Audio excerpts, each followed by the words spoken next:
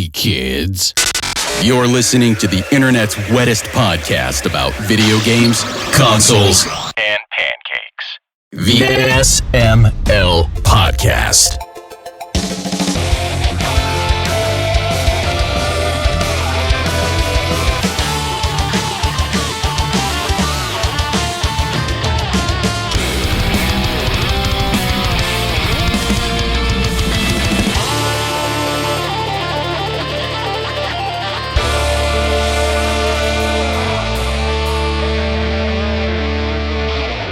Were we still talking about your kid when you were talking about digging them a poo pit? What? No, that was my dog. Come on, keep up here. It's 3 feet of snow, poop pit for the dog. Yeah, they could because they can't get out there, so I had to kind of stomp a pit and a trail so they could go out into the backyard and do that. But see, what you should do is you should just get very large cat litter boxes and just train them to go in the cat litter box. That is not going to work for the size of dog that I have in the house. That's why I said a big one. I don't have a big enough house for a big enough. I'd have to make my basement like a dog poop hell. Anyways, I love the conversation. What kind of dogs do you have? Yeah, it just kept getting weirder. One's like a Dutch Shepherd, and the other is a Shepherd mix. I don't know why. I don't know anything about dog breeds, so I actually can't picture this. I feel stupid. I'm so they're one's a German Shepherd of some sort, and one's something in a German Shepherd of some sort, I believe. Yeah, one's a floofy black Shepherd, and she's like 50 pounds, and the other's like 70. Like they're big dogs, not like huge dogs, but they're big dogs, and they take big poops. But I never considered. I never considered that part of dog ownership. If it snows, you have to dig them a hole or something. That's wild.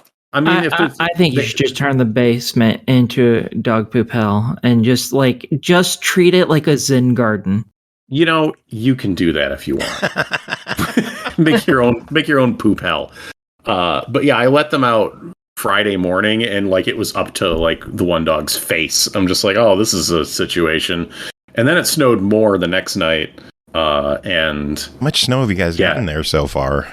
I mean, no, the snowing was last Thursday and it was Thursday night, and then it stopped for a while, and then it came back Saturday night, or Friday night rather. So I got like 3 feet and change at my house, maybe like somewhere around 3 feet. But also like the snow drifts up around my house, like in the front specifically, and like down my driveway just because of how the wind blows through my neighborhood. So I get like bonus snow at my house very specifically. There was places south of me that got over 6 feet. Oh my God. Almost 7 feet of snow. Yeah, no, dead ass. They were measuring the amount of snow in the Buffalo Bills football players who would have been submerged in the snow. There's Adam. Yeah, so Adam. Like, what up? At the Bills Stadium in particular, it was over 6 feet, 7 inches of snow because that is the height of Bills quarterback Josh Allen. Nice. But it was heavy snow. It was a tremendous amount of work to get it out of my driveway. I was exhausted Saturday evening, and now it's starting to melt because it was like up in the 40s, close to 50 today. Like easy come, easy go. Easy come, easy snow. Yeah, but yeah, like we were literally trapped in the house for 2 days because there was a travel ban, which they were actually like enforcing this time around. How do they enforce a travel ban? Okay, so what happens without having someone travel around? Oh well, you know the cops can travel around, but no, like if your car was abandoned because it got stuck in the snow somewhere, you got a ticket and your car got towed at your expense. Oh. Is that not how it usually works? I don't know how much. Maybe I think they were also pulling people over in the snow if they were out without good reason. I don't really know because I wasn't out there. But yeah, they got like 400 tickets were handed out to people. Man. Well, you know, the problem is that the more people that drive, the longer it takes to clean up because people in Buffalo in particular think they can drive through anything. But then they get stuck. Like I had to go out Friday. I had to violate the ban myself because I need a new shovel. And I got stuck at Home Depot and Fortunately, I had just bought a new shovel, and I am pretty deft at getting cars out of snow, and I was able to handle it myself, though it did involve putting a Ford Escape in neutral and pushing it myself. Man. I am a strong boy, but that's probably about the limit of the vehicle that I can move. But and I'm probably kind of lucky that it didn't just roll me over. Also, but kind of want to I was all able of to this on the show. Of my gaping butthole. I did. I shoveled it out, then I pushed it off the ice it was on, then I moved that, and then I was able to drive again. And then I was like, wow, that was close. I guess I'll go to Target to see if I can get the new Pokemon game for my child while I'm out here being an idiot. Well, the Target parking lot was actually plowed, unlike the Home Depot parking lot, which was not. So that getting in and out of there was actually really easy. But for some reason, they did not have physical copies of the game on morning of release. I don't know if they were expecting to get it like that day or what. Or maybe they just put up a sign because somebody didn't want to fucking deal with getting them. But then we just had to get it digital because thank goodness for that. But whatever. Did you get a refund on it yet? Refund on what? On Pokemon. I hear a lot of people are. No. Fuck. No? Idiots. Why would I get a refund on it? Mm-hmm. Well, they get a refund because they've already beaten it. Well, I will say, so... Should we start the show? Like, I feel bad. Yeah, you might Hi, as Adam. well. How are you? Hello, Adam. What's up? What's up, everyone? This is the SML podcast. Everyone's here except Chris and Pernell. Chris will be here in a few minutes. Pernell will be here in a later few in the hours. show. Yeah. Ooh, true. I mean, but Big Adam is joining us. Big Adam, What up? the charity man at MagFest. That is what everybody knows you from. How are you doing, nice. sir? I'm good. I'm a hell of a lot better than I was 2 weeks ago. I'll tell you that much.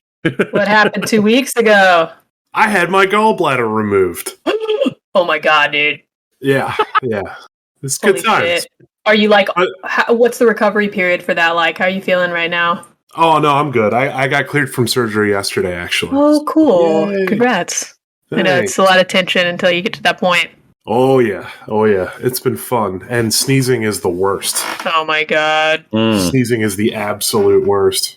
I've got some similar issues we could discuss sometime and privately, but like, I get it, man. And sneezing's a problem for me as well. Oh, yeah. It gave me plenty of time to get some gaming in, though. I'll tell you that much, because you can't really do much else. Right. What did you play while you were out? Well, a couple of things. One was a game that I'll be talking about a little bit later, and that was WRC Generations. My standby is a dirt bike simulator called MX Bikes that I've been into for years, and I've been playing a lot of the new Modern Warfare 2. It's a great remake. It's got horrible UI. If I can be honest, the UI is abysmal. But the gameplay is great. And it's a lot of fun. Is it one of those UIs where like everything is cursor based and you have to move the analog? No, it's just the menus don't. Well, wait, is it like that? I thought it is. It is, but it's also just generally and universally bad. It's laid out terribly. It's hard to find stuff. The friends list is abysmal. Like, Modern Warfare. You guys were having a hell of a time trying to get a game going the other week after Wrestle. We were, because it kept crashing. Oh, geez.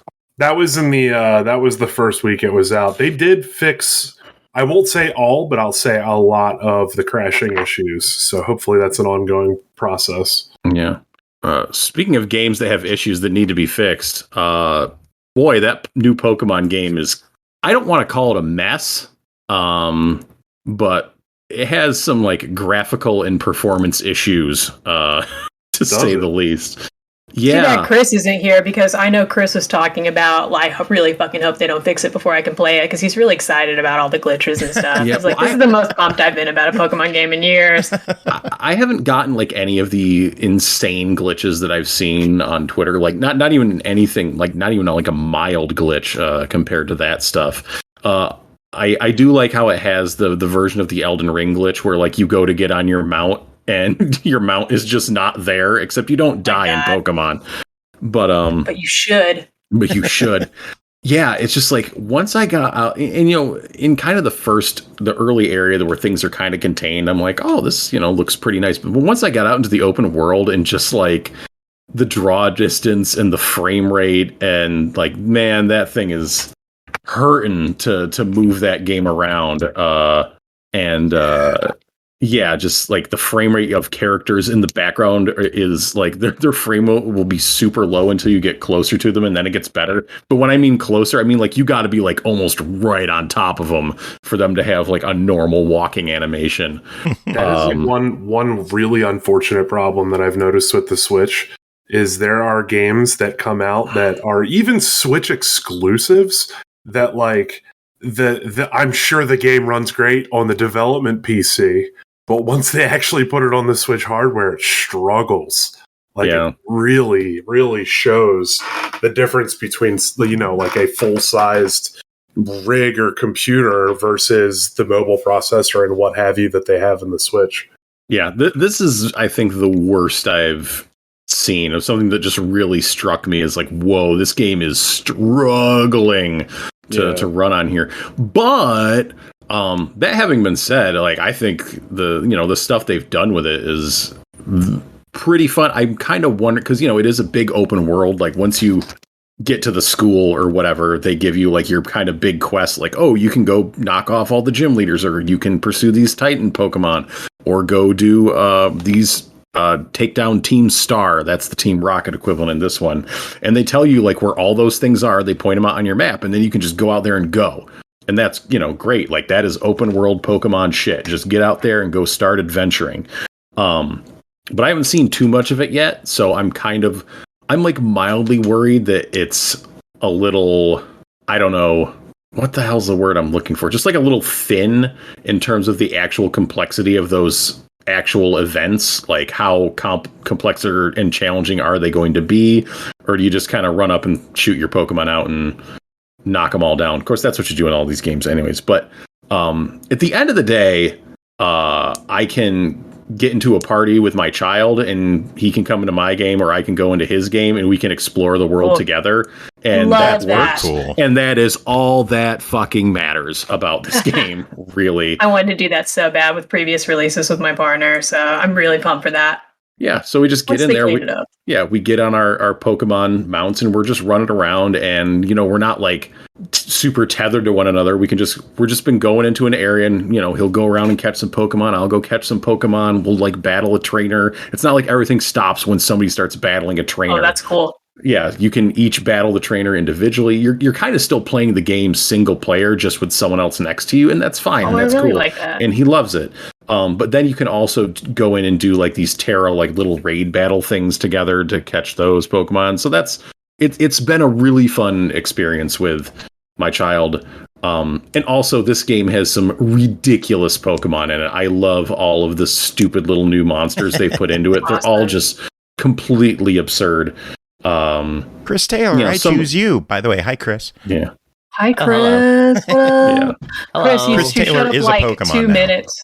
Mm-hmm. He's a Pokemon. Chris, you showed up like 2 minutes after I was like, boy, I wish Chris was here, because Tim brought up Pokemon, and I mentioned how you recently were saying that you hope they keep all the glitches in before you can, before you can play it.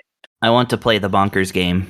Yeah. Me too. That Diglett is no joke. That like weird white Diglett. Oh, the long Diglett. Yeah. Yeah, the weird tentacle-looking Diglett that shouldn't exist in any of the games ever. But I'm like, this is some Aki SML After Dark shit going on here. I'm ready. Yes, that is exactly what that is, and that's why it should not exist in a children's game. I have not caught a Diglett yet. A Diglett. Oh, Jesus.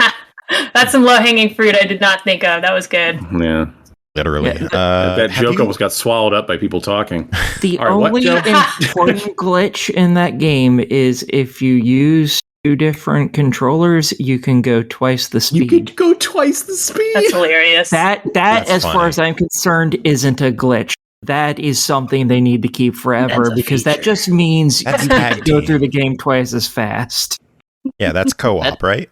No, that's how like co-op how works. Playing better. It's a joke. No, if you're single player and you have two controllers, you can use the left stick on both controllers to just move faster. That reminds me of the Mega Man 3 thing. I was just going to say that. If you hold the super, or like the super jumps, and and 2, Oh, I that's think. awesome. I didn't know about that. That's Wait, hold on. But how far can you take this? Can you put a third controller in the mix? I don't know how far the science is taking people at this time. I Tim, mean, you have to experiment. Some Switch games can support 16 controllers, so let's really. All I'm saying is you could be a speedrunning world record holder. Also, hi Adam. Hi, Chris. I haven't heard your voice in so long. It is so friggin' awesome to hear your voice. How's it going, man? Same. I'm good. I just had a fast food kerfuffle. What did you eat? Kerfuffle. I just went to Whataburger and it took forever. Nice. They have a chili cheeseburger now. It's so good. Oh my god, I want to try it. I miss what about a cheeseburger? I like. Well, it's a cheeseburger with chili and Fritos on it, and it's amazing. Yeah, it's an oh lord kind of sandwich, but they did it really well. So it's just that it takes them like 30 minutes to give it to you once you order it. Doesn't Sonic have a chili Frito hot dog? Yeah, and they used to have a Frito wrap too. But I didn't know that. Yeah, they're building a Sonic down the road. I might start going there once it's open because it's closer. Does Sonic still have mozzarella cheese sticks? I believe so. Yeah. Do they not have Sonic out where you are? I didn't know Sonic still existed, to be honest. Oh wow! Yeah, I didn't know Sonic. The ones there's here a Sonic closed, even in my little town in Pennsylvania. Yeah, the ones here closed like a decade ago. Oh wow! I think the closest one to me is like a half hour away. We had it. Ashley had it with me one time, and she's like, it was okay. And then we never had it again because she doesn't want it. Because Sonic has one time, she was like, it was Sonic has by far the worst fast food barbecue sauce there is. Ooh, I haven't tried their barbecue sauce. I am picky about my barbecue. Heinous. It's the worst. The McRib exists. I can't imagine anything worse than. Oh no, it's that's worse. Supposed to be. In my opinion, Sonic barbecue sauce is foul. Shouldn't that be a warm crime at that point? I mean, I'm pretty sure the McRib is in some places. I'm pretty sure, yeah. I think the Geneva Convention did have like an article or two about barbecue sauce at some point. It's on its the McRib's on its farewell tour. Let it have its last hurrah. It's on its way out. It's its last hurrah for now, and next year it's gonna fucking be back like it is every fucking year. Well, it's been its last hurrah for the past like 50 years. They haven't advertised it as the farewell tour or anything like it's going away forever before. Like it's going to go away. Come on. It might. I mean, I haven't bought one in 5 or 6 years, so. It'll be like Kiss, the band. It's like a tour every year, but then a farewell tour every 5 years. Yeah, that I believe. Something like that. So jumping back a little bit, I was about to ask Tim a question. Speaking with the whole co-op with Pokemon, have you tried Temtem? No. No? No. Like an MMO Pokemon. Yeah, I know what it is. All right. If only it wasn't MMO, it'd be so interesting. I mean, you could still play it single player. You don't have to. There's other people on the map that you can ignore. I don't know. I don't want them on my map, though. There's some things that come with the MMO territory that just, I don't know, can't be ignored sometimes. Yeah, like other people. Depends. I don't want them. I don't know. I haven't seen this, but I don't know. And just trying out Final Fantasy 14 over the summer and being like, wow, there's a lot of words on this screen. Holy shit. Yeah. Yeah, a lot of MMO UIs are very overwhelming. Super cluttered, yeah. There's just a lot going on to take in. I didn't finish college, so that's why I don't play MMOs. It's too much reading. If I want to do this much reading. I figured that's why you didn't finish college, was because you played too many. Oh, no. I never touched them. Chris, I'm sorry I was getting a root beer, so I couldn't be your laugh track for that zinger. That was really good. Brooke, I wanted to know, because I asked and I think everybody started talking, but are there Sonics out where you are? Because I was not aware that it might be regional. That's a good question. I don't actually know. Like, I don't explore California a lot. I mostly stay in my house because of COVID, and I just haven't been out here super long. I don't think I've seen one, but I could have at some point driven past one and not noticed. There wasn't a Sonic up in Buffalo until 5 years ago. Ooh, interesting. Because I learned this about Dairy Queen, is that it's very Texas or the South, because every small town has a Dairy Queen. You can set your watch by it. There's many they're Dairy all over Queens in Maryland. Buffalo. Yeah. Okay. Yeah, they're all over Maryland. Okay. Huh. They had them in There's Florida, but then Pennsylvania, as too. soon as I moved to Texas, I heard like a couple days after I moved to Texas, I heard my first Dairy Queen commercial, and it was like DQ. That's what I like about Texas, and it blew my mind. And I was like, "What? No!" And then everybody just me. You know they got that commercial everywhere. Then it's like DQ. That's what I like about South Dakota. I wish they had one for Florida for it, or that I had heard it. That would really make my day. That would be a really good prank. Maybe from a only- fast food place.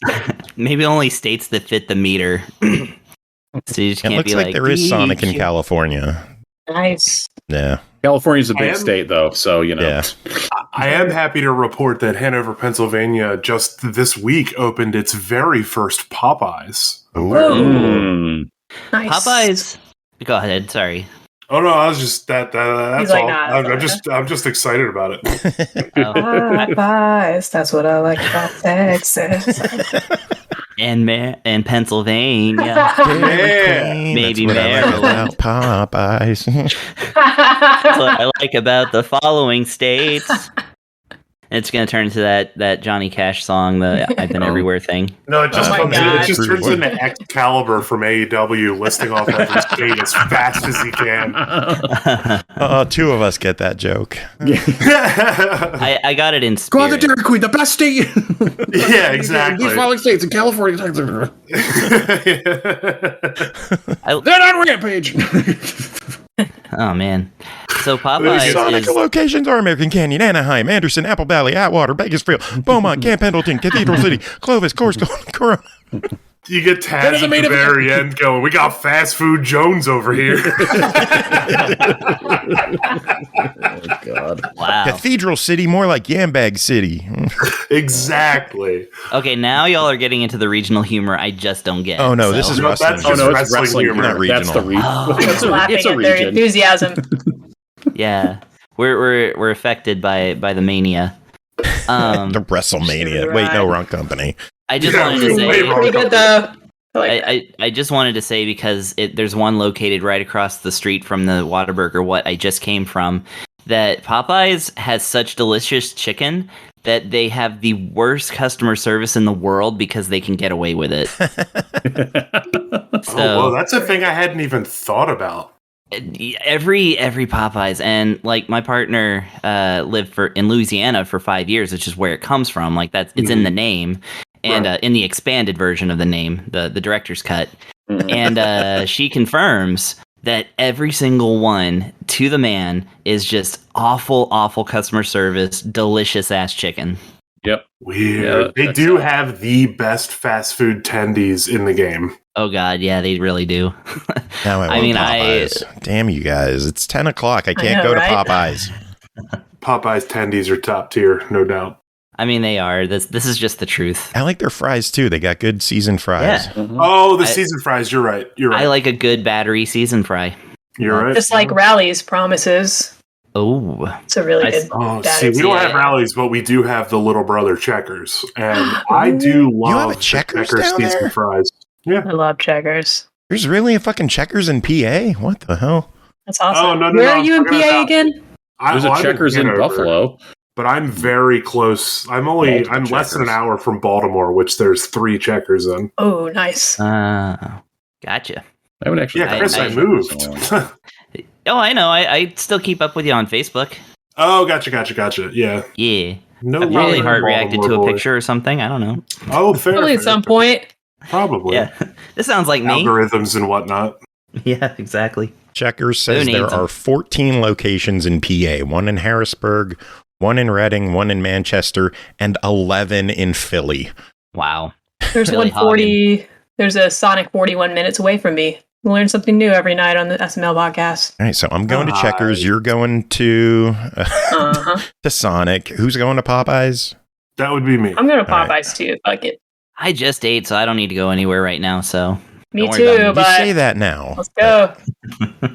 I'll Can go we to do Sonic reviews? with We've been chatting for a while. Should we get to this shit? I reckon. But before we do, I want to back up and say, can we give Chris some attention for saying the Whataburger, what I just came from? Oh, I always love that. Like we don't hear that enough in English anymore. You gotta dance. I with the got- double about you. I got roasted by one of my more academic friends because I do like to use the word "what" in that context, and it's proper. It's like it actually works. It's just obscure and possibly anachronistic, but like I love saying it. It's good. Thank you for that call out. I feel seen and heard. And, I couldn't let that pass me by. I definitely didn't just Google 2 of the words Chris used. That's awesome. Welcome to hanging out with Chris. I guess you already know that. Oh yeah, we have hung out. A very smart feller. Aw, well, goodness. And y'all got to get to MagFest. I know. I do want to go. It'd be a great excuse to see everybody together. I don't know if I can get together this year, but I'll try. Yeah, not gonna happen for me this year. You'll see me, Joe, and Tim in blue fading to yellow tiger stripe jumpsuits. Ooh, that sounds awesome. I gotta purchase that. Yeah. Make sure it's here. Yeah. I think doesn't Pernell have his own booth at MagFest now, or what?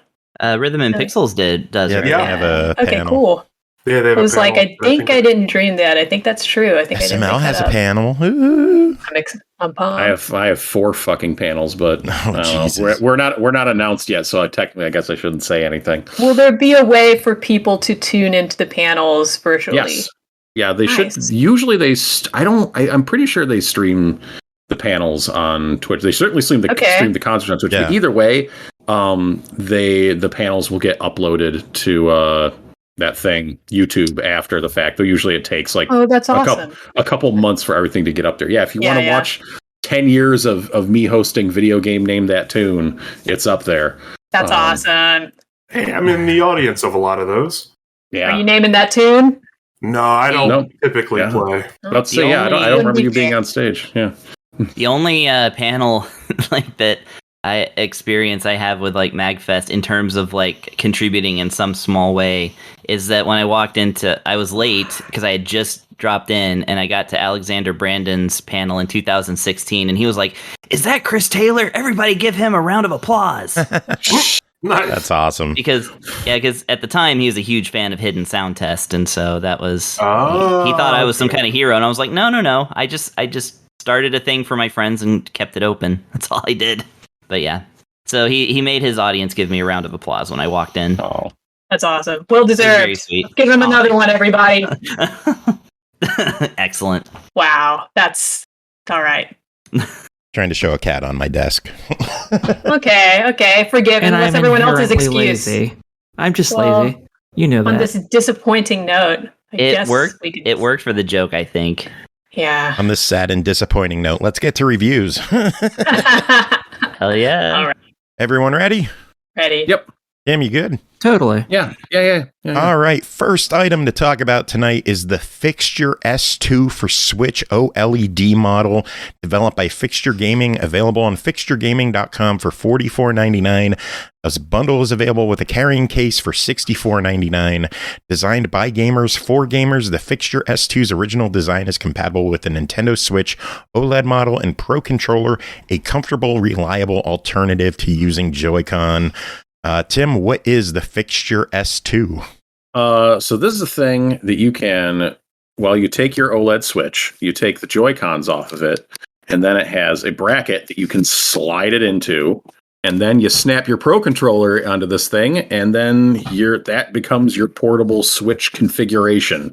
In a nutshell, that's what it is. So yeah, apologies for audio listeners. What the hell just went across my desk? And video listeners, because I don't have my video on, so nobody can see this thing. It has a cradle for your Switch Pro controller that you can snap in there. And then there is an arm, which, can pivot, which ends in a bracket that you can slide your OLED Switch into. So it uses the grooves that your Joy-Cons would go into. It doesn't quite slide easily. It's a very firm fit. As you slide that sucker in there, but it does click into place. And then the part where you set the Switch onto, that also pivots. So the whole idea is that instead of being on the go with the Switch and the Joy-Cons and playing games like that you are a person who wants to bring your Pro Controller with you everywhere. and have some means of playing your Switch on the go with a Pro Controller. And honestly, when Joe sent me this, I'm like, who is this for and when would they use it? And it turns out the answer is me when they want to play Bayonetta 3 not in the house. Because, you know, it's just like the perfect use case, at least for me, is that Bayonetta is not a game that I want to play on with Joy-Cons attached to either side of the Switch screen. Like, I want to play that on a controller. I remember back when I was playing Bayonetta 2 on the Wii U, and I was like, oh, cool. I can just play, you know, Bayonetta on the Wii U, for those that don't remember, had a controller that was basically a big Switch. I remember that. They had a screen on it. Yeah, nobody had one, but... quick shout out though, Vertically Impaired has subbed for the 57th month. Wow. Tony, always good having you here. Love seeing you in chat. Thank you for hanging out. Awesome. Thank you. So yeah, the Fixture S2. This thing looks pretty cool. Yeah, but yeah, you know, I was like, oh, I'll play Bayonetta 2 on the Wii U controller so I don't have to be taking up the TV with playing my video game, but I quickly found out, like, this just isn't like super comfortable to play on this and like looking at the screen. So I ended up just playing that entire game on the TV with the Wii U Pro controller. And, you know, with starting at Bayonetta 3, which, you know, finally came out last month, I was like, oh, you know, well, trying to play it on the Switch with the Joy-Cons in there. And I'm like, well, you know, I'm making it through, but it just doesn't feel good to me. But yeah, with this thing, you can snap your Pro controller in there, and yeah, it works. It definitely feels heavier in the hands, and part of it is because I imagine the Pro controller itself plus the Fixture itself weighs more than 2 Joy-Cons. So it does feel a bit weighty. That's okay for me in my big beefy hands, but if you are a smaller slider person with smaller slider hands, that might not be a thing for you. But, you know, it works and it feels good. And you end up with kind of a configuration where, you know, my hands are on the controller and the controller is basically under the screen. And it's sort of like like a Game Boy SP, I guess, sort of situation where your hands are directly below the screen. But you can adjust the tilt of the screen and in 2 different ways to have it kind of get the weight right over your hands. And then I found out that it's actually just kind of more comfortable play the Switch with a controller in most places where I play the Switch just around the house, like when I'm not even on the go, when I'm actually in the house, because I don't usually have control of TV.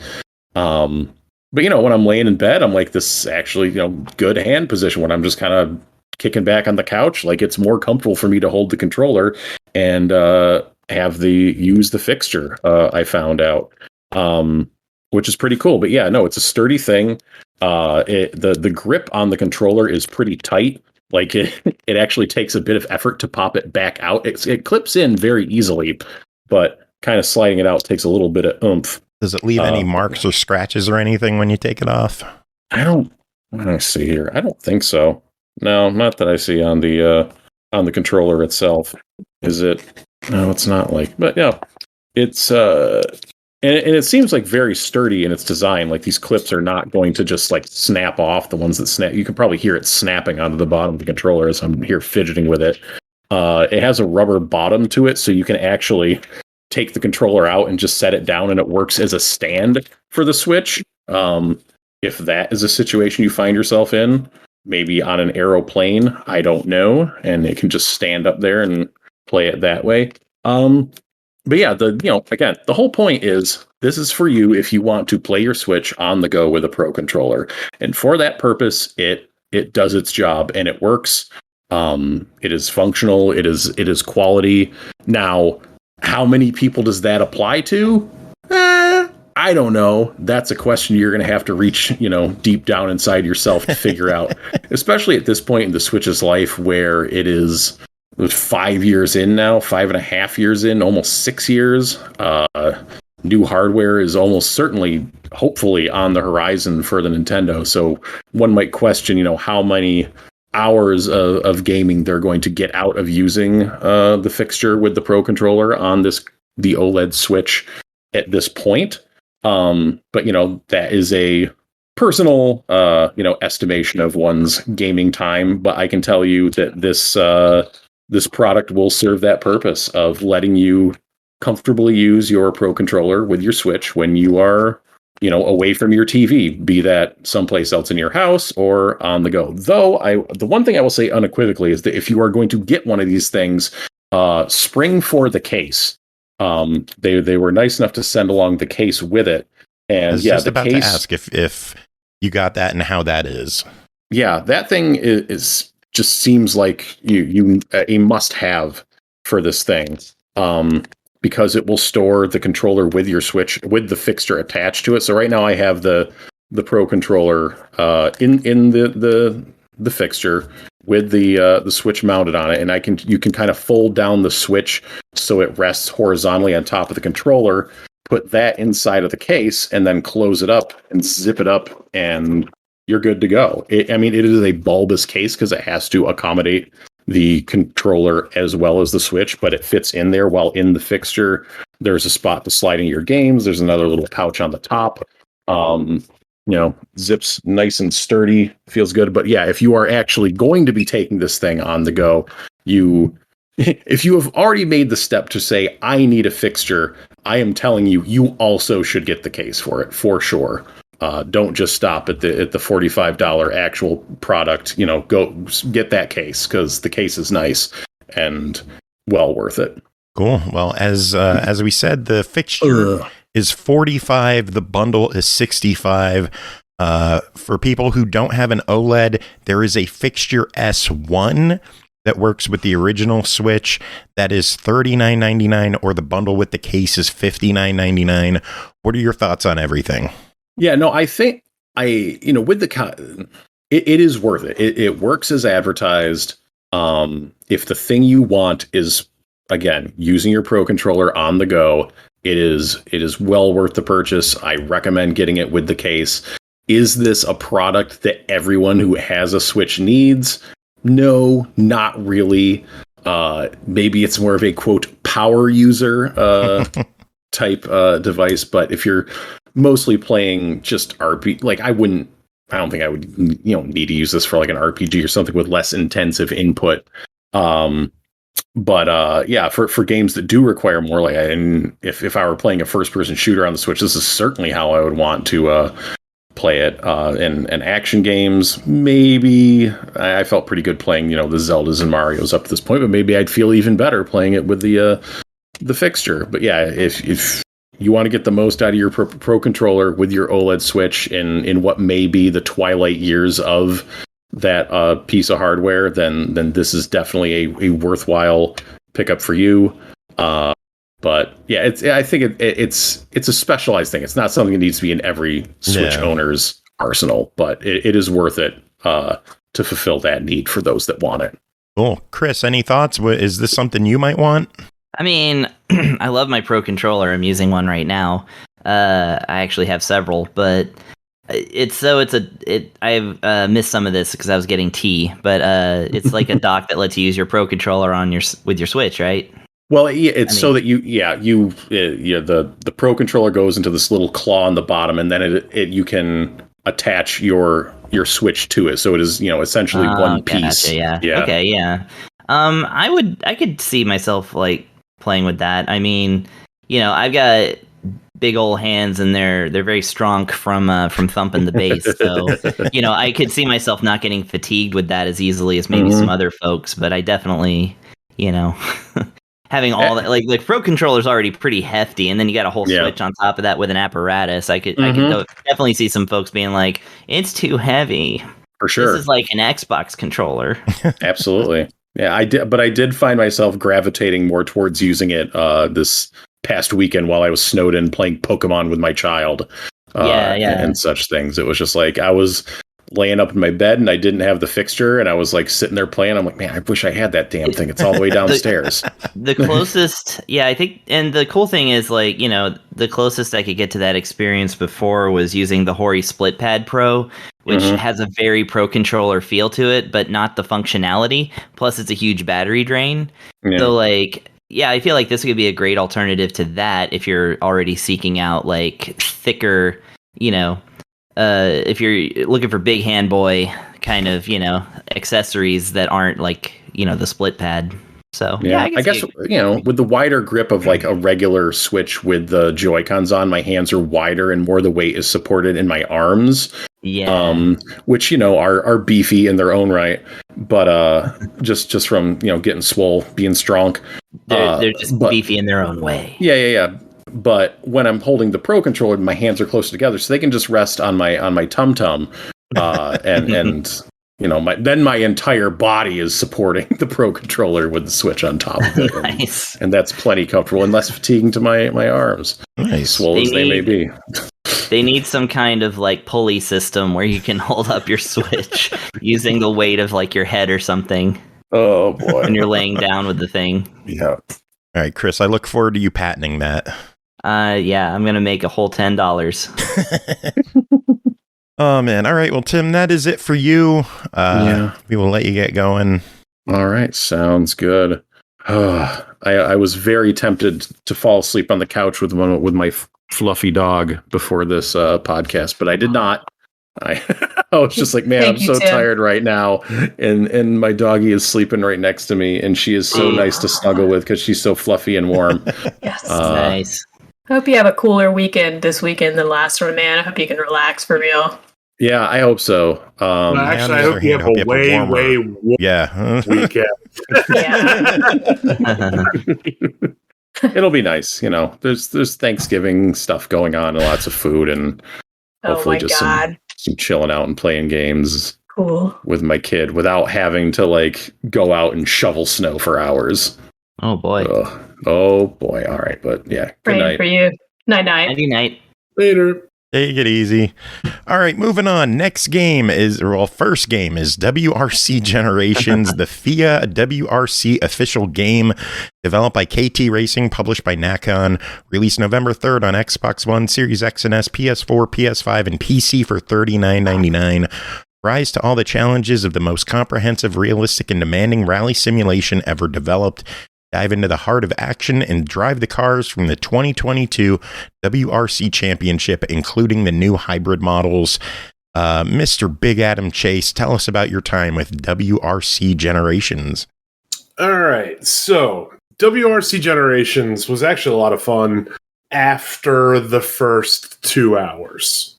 I sort of mentioned this to Joe a little bit, but installing and setting up this game had one of my least favorite gaming tropes in the entire universe, and that is, won't you please,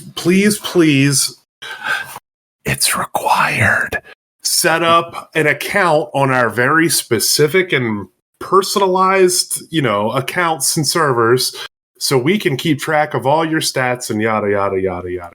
Oh, and then you have to do email verifications and put in security codes and this and layers and layers and layers. And I was 40 minutes deep into WRC Generations, and I hadn't seen a title screen yet. Jeez. Oh my God. Very, very upset. It was very frustrating. Once I got into the game itself is great. It is the simmiest sim that I have seen for a rally game in quite some time.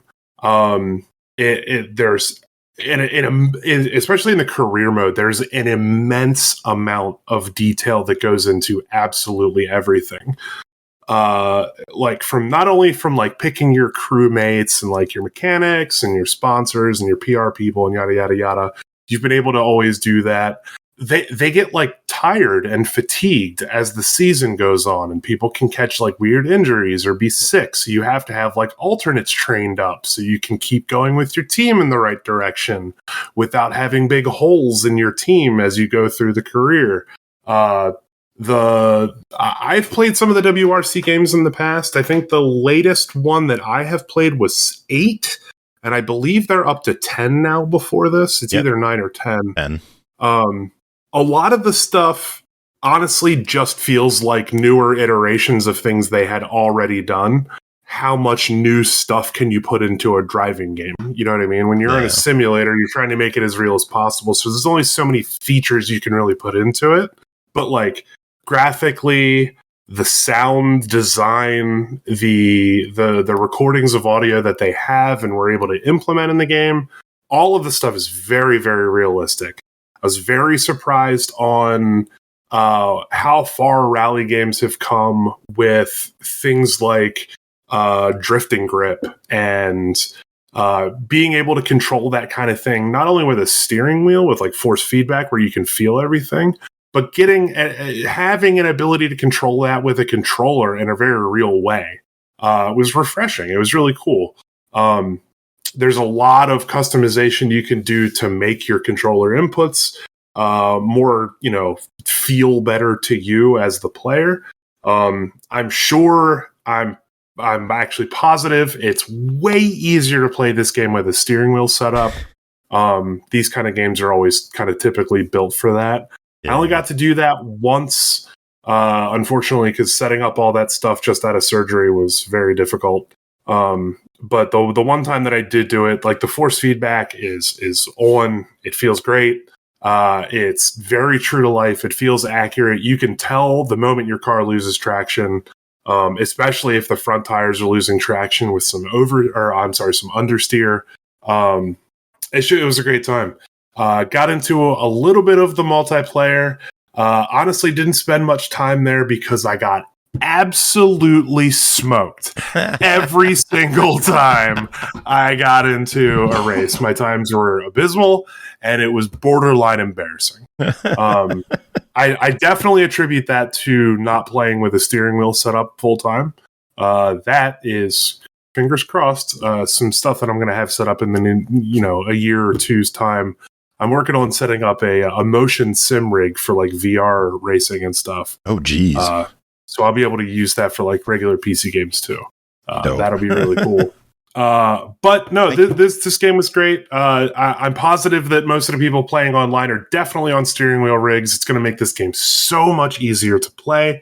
But yeah, if you're a big fan of racing games that are way more realistic and way less arcadey, and you enjoy off-road racing or rally racing, this is definitely something that's worth checking out. If you just enjoy racing games and you're looking for something to just kind of fart around in a car, wait for this to go on sale. This is going to be very overwhelming to a casual player. Yeah. And I definitely wouldn't recommend it for like your average just want to pick up a game and go kind of thing. Because this game is going to beat you up real good, especially on a controller for a casual player. I want to say it is very nice to have someone doing the review for this type of game that is familiar with this type of game, because normally it's like Jacob or Pernell, sometimes Chris, and we don't really do the sim style racing that much. We're more arcade fans. So I struggle at these kinds of games. Like when the understeering or oversteering, I'm spinning out constantly. I struggle with stuff like this. So I'm thrilled that you got your hands on this and you were able to tell us about this one, because you know what the hell you're talking about. Yeah, like sim racing and racing in general is something that I've always kind of had near and dear to my heart. I played the MX Bikes simulator. I've got 375 hours in that game. Jesus. And I will definitely not be stopping anytime soon. I play that game to like calm myself down to go to sleep at night. I love things with motors. I love engines. I always have. If you'd like my sim racing services as a reviewer in the future, I'd be more than obliged to get your free game. Review copies for strict business. I will keep you on speed dial. I need it. No. All right. Well, the game is $39.99. What are your thoughts? What is your official verdict? $40, definitely worth it if you're a big sim racing fan. If you prefer games, racing games, I should say, that are a little more arcadey, this one might not be for you. This one might be a little overwhelming. I would keep it to the latest, like Need for Speed or, something fun like that. Sounds good. All right. Well, Adam, that is it for you. Thank you so much for coming on and hanging out with us. I know you've been in a lot of pain and recovering, and we hope everything goes well for you. I can't wait to see you in a little over a month to give you massive hugs. Absolutely. Thank you very, very much for having me and kind of bringing me on the team a little bit here. Appreciate it. Your racing correspondence is now complete for the evening. I appreciate you guys. Thanks again for having me, and I am going to go rest. Cool. Any final words? Butts are great. Yeah. Can't argue with that. Just butts. I wish you a speedy recovery. Thank you very much. Appreciate you. Me too. Bye-bye. Thank you. Later, Chris. All right. We got to move on. Next game, The Oregon Trail, developed and published by Gameloft. Released November 14th on Switch and Steam for $29.99. The Oregon Trail is back and in a beautiful blend of charming pixel art characters, 3D environments, and cutting-edge lighting and visual effects. Brooke and Chris, both of you check this one out. Brooke, how about you start? What is going on in this new version of The Oregon Trail? I wanted to play this novelty-wise because I wanted to see what they would do with it. I didn't expect to like it this much. This game is fucking awesome. Ooh. It's really fucking fun. Not because I have nostalgia for the OG Oregon Trail from our childhood. I do have nostalgia for that game, but that nostalgia actually now has almost nothing to do with why and how much I like this release. You mean the OG OT? Ew, that's good. That was right there. I didn't see it. God damn it, Chris. I really need to start workshopping my notes with you. Not OG, it's OR. Yeah, the OG OR. Okay. Now we're just confusing Brooke. But yeah, so my nostalgia for this game has almost nothing to do with like how much I like this release and why. Outside of all the moments that I went, oh cool, this feature reminds me of old Oregon Trail, but way, way more involved, cooler, and or more fun. Coolest thing about this game. That's easy, it's super fun to play. But second coolest thing about this game, well, immediately thought of Chris because it's cool. I'll just read the screen out loud. The intro screen. One moment, I'm going to pull it up. Oh yeah, that intro splash. Okay, so in creating this new game in the beloved Oregon Trail series, we were determined to better depict Native American perspectives. For Indigenous peoples, westward expansion was not an adventure, but an invasion. Recognizing this complex history, we have collaborated with Native American scholars to bring a new level of respectful representation to the game. For the first time, the game features Native American playable characters and stories, celebrating the history and cultures of the peoples who first lived on this land and still live here today. Press any button. So yeah, that's really cool, and that's just a very slight foreshadowing and tiny splash of all this game having just tons of different narrative content and actions that weren't the original at all. But it's consistent fully across every part of this game. Every part of this game is not just enhanced, but like ridiculously enhanced. They could have phoned it in a little and cashed in on that nostalgia from our past, and I really don't think that they did. I think it's got chock full of like surprising content. Everything should have been green. No, it's okay. Please continue. They do like holler back to like the black and green, and they almost are like aesthetically referencing some Fallout UI too. It's really cool. But yeah, while it's really refreshing that this game does have newly added cultural context, that's definitely not the only way this game's been substantially improved to just be a bigger, more full experience as a resource management, branching narrative survival adventure game. First of all, the game looks fantastic. I wasn't sure what to make of the mixed media almost type of art style I saw that we were working with when I checked out screenshots of this game before I got it from Joe. But actually, I like each art style they have independently, but also together as like seamless picture. They do like this, maybe Chris can describe it better than me, but there are like 3D rendered backgrounds that like 2D art is on top of. And I didn't know how well that was going to mix, but I found it to be really beautiful. Like I actually am excited to see that more in other games, and I wonder if other games have utilized that too. I think it looks awesome. Yeah, the a lot of the Square RPGs, especially like the remake of Live Alive and like their weird, styleless fonted games like Triangle Strategy and Octopath Traveler, they all have that kind of jam of like having the 3D backgrounds with the 2D sprites moving across them. I never played Octopath Traveler, but I watched like a really long stream of it once, and now that you mention it, like I didn't really understand that was going on with the art style from my memories of that, but I found that game to be really beautiful, and it does have a similar aesthetic to what's going on here. So that's a good call out. I really enjoyed it. Yeah, it's kind of like the trend right now, and I'm for it because it looks really good. I think I really didn't expect to like it, but yeah, I thought it was seamless, even though that's really weird because there's literal seams between those art styles. But I thought it was just really well executed. Music's great, got a bit of an ambient game vibes, plus plenty of like I'm going to butcher this name, Ennio Morricone vibes or whatever the person's name is.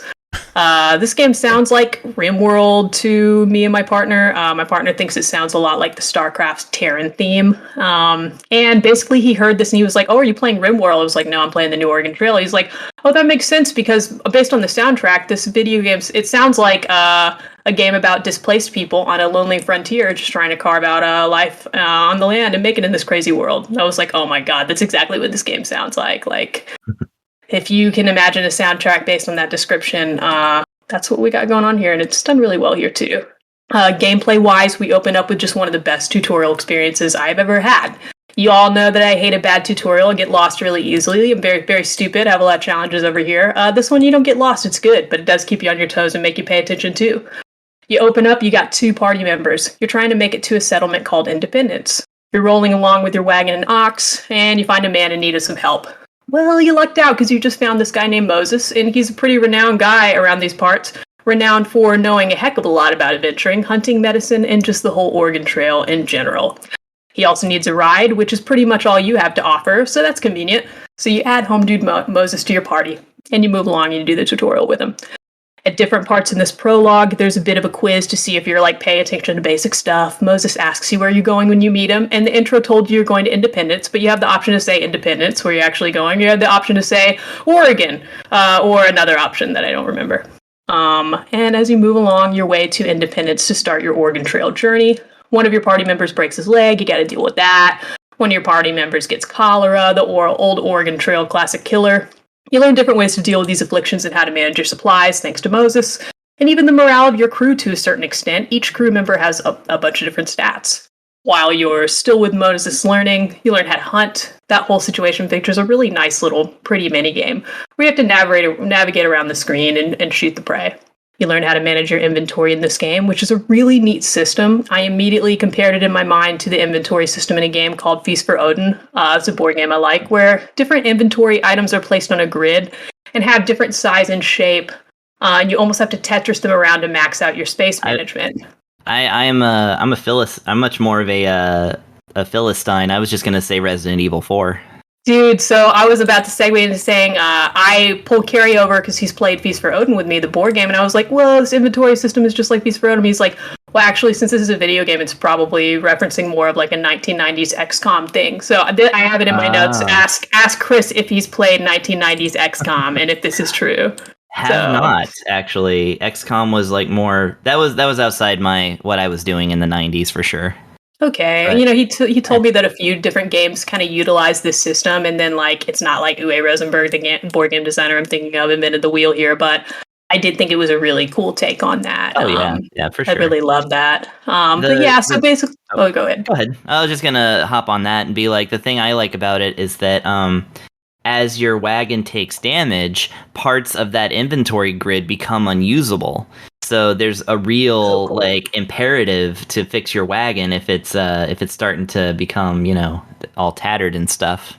So yeah, I wasn't even going to mention that. That's a really good point. Yeah, I like that move. That's a great way to utilize that exact inventory system. So I was that's very clever. Yeah, and it's sort of like abstractizes it a little bit, but in a way it makes it make more flavor sense for the game and like the way you would think about it on the road. Really cool. But yeah, once you get to Independence, tutorial's over. You can now choose to take one of 2 different trails available to you now as a scenario campaign. And this is kind of where the difficulty branches off. If you choose, you can choose the Oregon Trail, recommended for new players. It's a regular type difficulty. Most people are going to choose this to give you the experience of the game. Or you can choose the Nature Trail, which I didn't personally try, maybe Chris did, which features more supplies, less difficulty, more wildlife to encounter. Once you select... Oh, sorry, I did not. I didn't try that. I decided when I was done with my first Oregon Trail, I just loaded up another one. And then early this afternoon, I was like, crap, I shouldn't have done that. I should have tried the other one. But it sounds cool, and I like that you have the the option. Once you select your campaign, and there seem to be a shitload of different campaigns to unlock with game progress and like little achievements you have in the game, by the way. You're in Independence, you can pick your first party members. Party members, you had to when the tutorial began, so you didn't pick them before. And each party member has different attributes. They almost have like a blank character sheet you're discovering as you interact with your own characters more. That's really cool. Let me pull up a screenshot of a couple I liked. My first party was a farmer who was charming and pugnacious, Nathaniel, an adventurer who was dim-witted and neat, like me. Elizabeth was a banker who was hedonistic and egotistical. Oscar is a missionary who's funny and kind. So that's my crew. And they all had really different stats. Some of them are like seem to make sense related to the kind of career or like person that they were, and some of them were a little bit out of nowhere, which added to a little realism for me. Like if you end up with a priest, is a really good sharpshooter for no reason. That's kind of fun. Once you got your party built, you can decide if you want to talk to people in town in Independence before you set off. There's a ton of different people to talk to and things to talk about. This takes forever. If you're 100%ing this, there's a lot of content here. You can trade, you can go to the store, rest.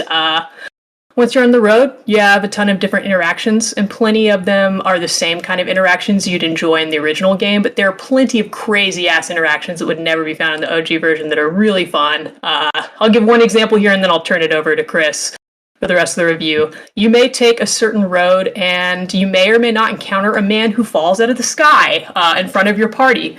Your party, of course, is flabbergasted and horrified. This isn't a thing that, ever happens. So you can decide what you want to do next. You can go try to help him and see if he's still alive after that fall, or you can keep on rolling. I obviously had to know what was up with this guy, so I went over to him, and lo and behold, he was alive. He introduced himself to me, and he was like, "I'm Samuel Peppard, and I'm inventing the first airship." And he talks about inventing an airship and all his crates falling out of the sky, and talks about how he hopes he'll meet you on the road again, and it's just really neat. And it doesn't seem supernatural or out of the realm of technical possibility for what's going on in history. So it's really neat, even though it almost gives a little bit of steampunk fantasy to it too. I really enjoyed that guy. Anyway, I talked for a while. I'm going to hand it over to Chris before I dig into my predictable rating here. Chris, did you like this game? I liked it. Oh, really? Okay, so yeah, wow. Yeah, there's Brooke really did touch on pretty much all the salient points that I would have wanted to touch on, but I do have a few things to add. I do like the aesthetic. The backgrounds are great. I do love it as it scrolls past while your characters are kind of jauntily walking along or miserably hobbling along, depending on how they're feeling at the time. And going back to the splash screen and the depiction and stuff, so I am a complete Oregon Trail noob. I know what it is and I know about it, but it's coming at it as somebody who does know a thing or two about US history. It really is no joke. I mean, Western expansion was just a one of many dark spots for a lot of people, so it's kind of odd to be looking through this. I do really appreciate the playable Native American characters, and that we've got that depictions all over the place, but then sometimes it's a little so you look at weekly events, for instance, which by the way it has some community goals, some quick play stuff, and some contract stuff that you can do, which I haven't really explored too much, but the community goal as of this recording is build the railroad. And I'm like, do y'all know who built the railroad? Do we need a splash screen for that too? Wow, I didn't think about that. Yeah, well, that stuff just really sticks out to me because, like I said, I've studied this stuff intensely, so it's but having said, I mean, this is the most responsible take that you could possibly make with this kind of material. Let's have fun being colonizers, essentially. And yeah, the game loop is really good. I do it's kind of got that roguelike aspect to it that there's literally one thing where instead of kind of following more of a traditional path like the original game, you can just have a set of characters, see how far you can get. That's kind of cool too. They really did pack a lot into this game, and like I said, there's a thought to attention is everywhere. Like I said, even like you just look around the settings screen and stuff, and it's like all the little symbols and stuff look like they're from old DOS game aesthetic, and really beautiful AI. Yeah, and I like me some jangly, some jangly Western acoustic music with the tremolo guitars and stuff like that. So that's all over the place here too. Seems like it's a really good kind of relaxing experience, but as I understand, as somebody who didn't play the original, the difficulty can be cranked up to more or less match the original. So this, the game did intimidate me at first because I was like, oh, I've heard Oregon Trail is like impossible because it's an old DOS game, and they really made it tough for people back then because they thought that was funny. And but no, it's really accessible for like new players and stuff. And I just want to also take this moment to shout out. Because, they do try to remake Oregon Trail every now and then. And one of my favorite attempts is Oregon Trail on Wii. I don't remember if it was on other systems, but I have it on Wii. And it's literally a behind the car, or behind the wagon rather, driving game where you are driving a cart. And it's got like GTA mechanics. So you're driving a cart about... Yeah, it's like being hauled by like 4 bulls, and it's going about 60 miles an hour, and you're just cranking it across the wilderness, and then you just stop to like hunt and like pick up stuff, and like you literally pick up like wagon wheel power-ups like on the road. Amazing. Yeah, it's I do appreciate that goofy ass take on it. This one is not goofy, but at the same time, I think this is probably the best you're going to get in terms of this. But if you do have a spare $3, do consider also picking up the 2009, I want to say, version. So there you go. Awesome. I did not know about that. It's pretty stupid. I recommend looking it up on YouTube or something. Definitely. I wish Adam had heard this part. But yeah, right. I mean, I wasn't sure what to make of this game when I saw it in upcoming games. I knew I wanted to try it to see how it played out. But like I saw, it's a $30 game. And that was a lot of money back in my day. And at this point, I have a part in my notes where I was going to pause to wait for Pernell to say something like, "That's a lot of money now," but he's not here today, so that's not. I was just thinking it. Yeah, like I specifically wrote that line. I was going to pause and just let him react. But anyways, I was going to say $30 for me, even today, Pernell is a lot of money. You're right. And by the way, I hope that everyone knows that I wrote an imaginary fight in with Pernell where he just wins. So I don't know why my brain did this. Anyway, I expect a certain amount of quality and content for a game when they're charging me that much. And although I do have fond nostalgic memories of the original Oregon Trail, I'm going to be honest, after looking at screenshots of this game and kind of reading about it, I didn't expect this release to deliver for me at the $30 level. And I was super wrong.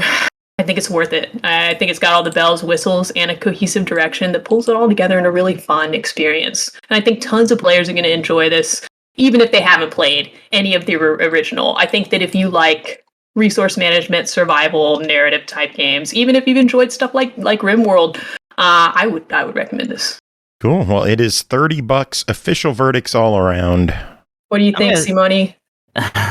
C-Money, what is your thoughts? I'm going to say if you're in any way interested at all in a revisionist take on some especially bad history, then yeah, go ahead. This is the best you're going to get for it, as far as I can see, unless, again, you want to pick up the Wii version. So I'm going to give it a buy it for people who are interested in that survival mechanic bit of it. I do really appreciate the respect that the developers put into like the other cultures that were extremely displaced by this entire event, which again I can't get off of my head, so it's very hard not to mention it every time. Well, your partner is a native lady, so I could totally respect and understand. True. That. I was kind of like that before I met her, though. But you're right. You're right. I did tell her about it like immediately. I kind of thought of her when it opened up. I thought you might be getting the other copy, and I was like, I wonder if she's gonna.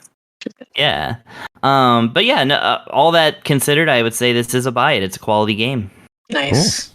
All right, sounds good. Next game, Absolute Tactics, Daughters of Mercy.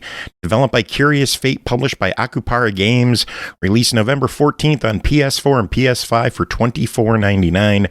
Absolute Tactics, Daughters of Mercy is a turn-based tactical RPG featuring strategic battles, intriguing puzzles, and exciting quests.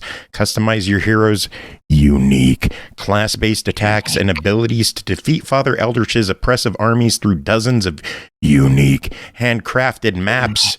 2-in-1 intro. Chris, tell us about Absolute Tactics, Daughters of Mercy. 2-in-1 intro. Okay, so yes, this is a tactical strategy RPG. If you don't know, that is an RPG that takes place on a grid. You move your characters around like chess pieces, except, you know, they don't have like those weird rules about like moving in L shapes or whatever. And you try to take down the enemies that are also on the map while they try to take you down. It is a tale as old as time, and it's hard to be unique amongst such a genre because it already has, kind of these built-in mechanics that make it, what it is. However, this game does try. I'll get to that in just a moment. So this is it kind of takes place in I'm going to say medieval by way of Hot Topic goth, sort of, manic panic type of fantasy. You're getting called out over here. Huh? I'm getting called out over here.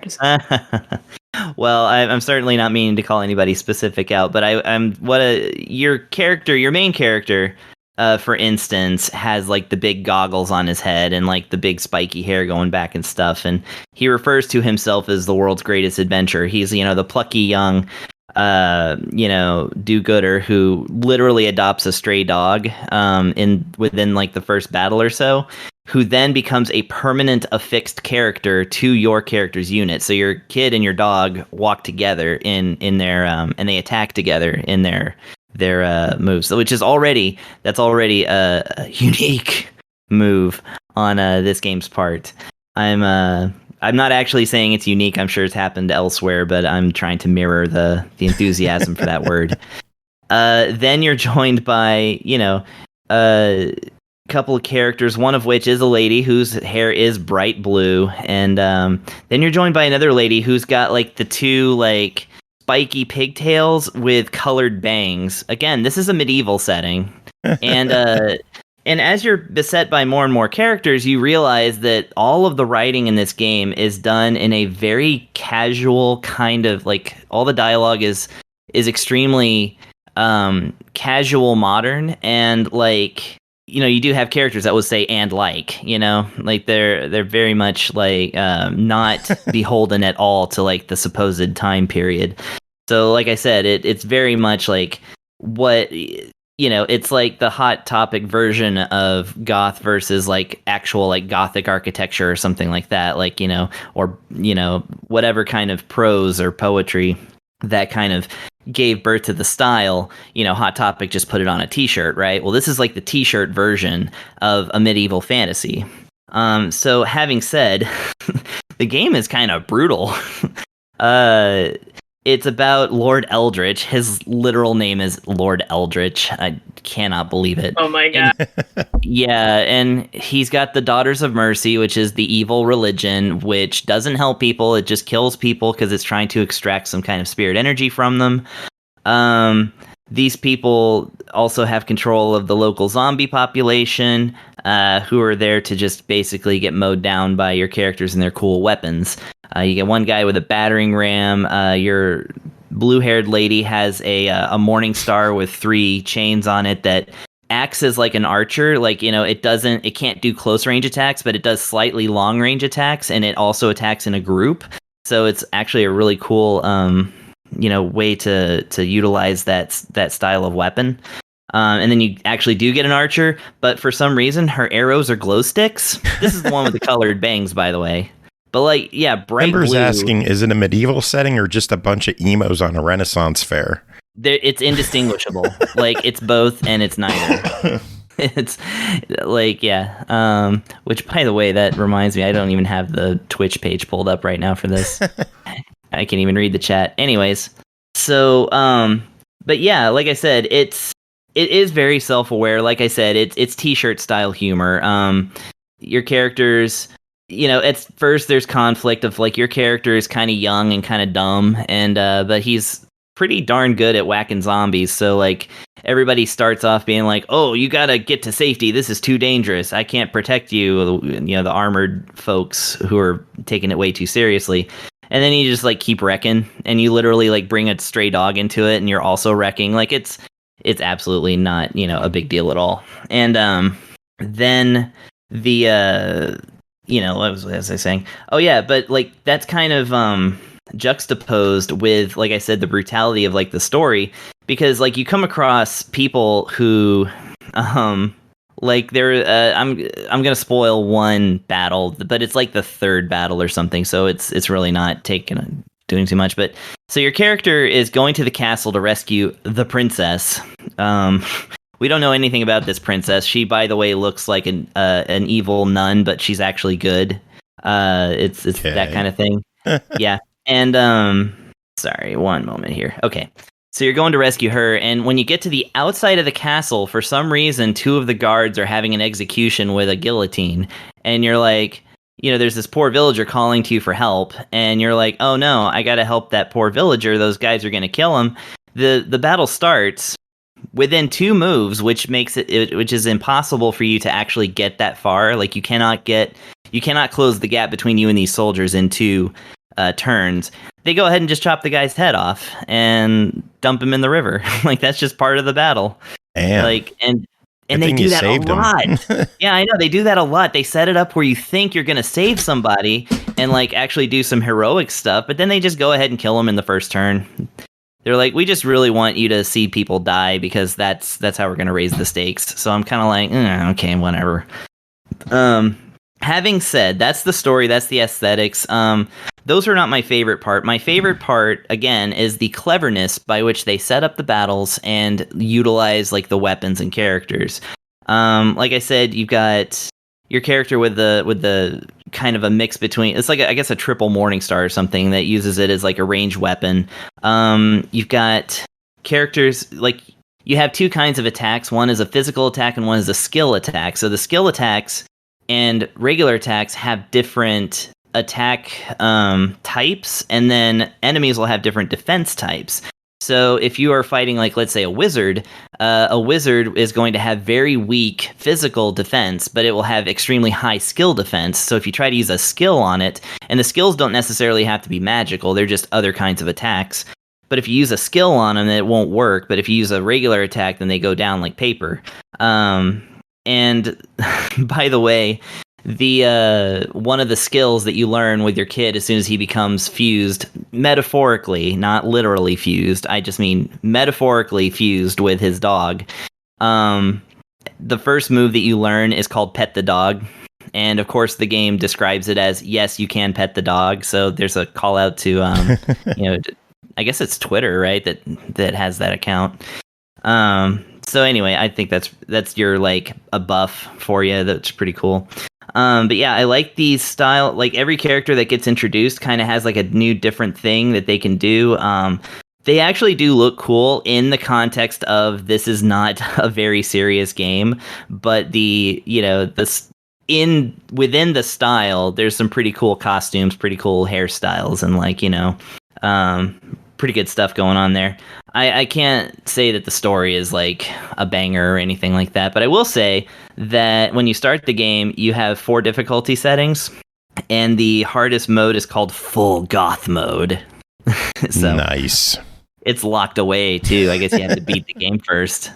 Whoa. Yeah. So this is a cute one. I actually like it a lot as a tactics game. But it's not going to take itself seriously like a Tactics Ogre or like a what's that other one? Diofield Chronicles or whatever. The new one. This is a newer, more like kind of like a Castlevania the anime take on things. Nice. Well, it is $25. What are your thoughts?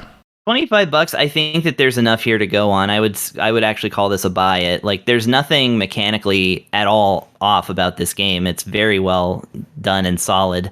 Like I said, if this is like your kind of aesthetic, then certainly go for it. It's a lot of fun. However, it does tell a pretty dreary story. I didn't get all the way through it though, so maybe it does pick up and become a little bit more triumphant. But then again, given how hard it's leaning into like the goth thing, maybe it just does want to wallow in misery for the entire duration. I don't know. Maybe. But if either thing is true, I'm still going to give it a buy it. So go ahead and take that for whatever it's worth. Cool beans. All right, next up is Goodbye World, developed by Fujii and Isolation Studio, published by PM Studios, released November 17th on the Switch for $11.99. Programmer Connie and graphics author... I can't talk. What is going on? Programmer is... I can't see the name. Is it Connie or Kanji? Connie. It's two eyes. Connie. All right. Programmer Connie and graphic artist Kumade are two friends who met in college. After graduating, they've been creating indie games together, but so far life has been harsh. Their games don't sell, and most of their time is spent working part-time jobs to make ends meet. As Connie, is it Connie or Connie? I'm bad at this. I'm bad at my job. They're Japanese, so it's probably Connie. Well, like two eyes, Connie. Long I sound. Sorry, cut out there for a second. As they desperately try to find a way to make a product that sells, they have to make a decision.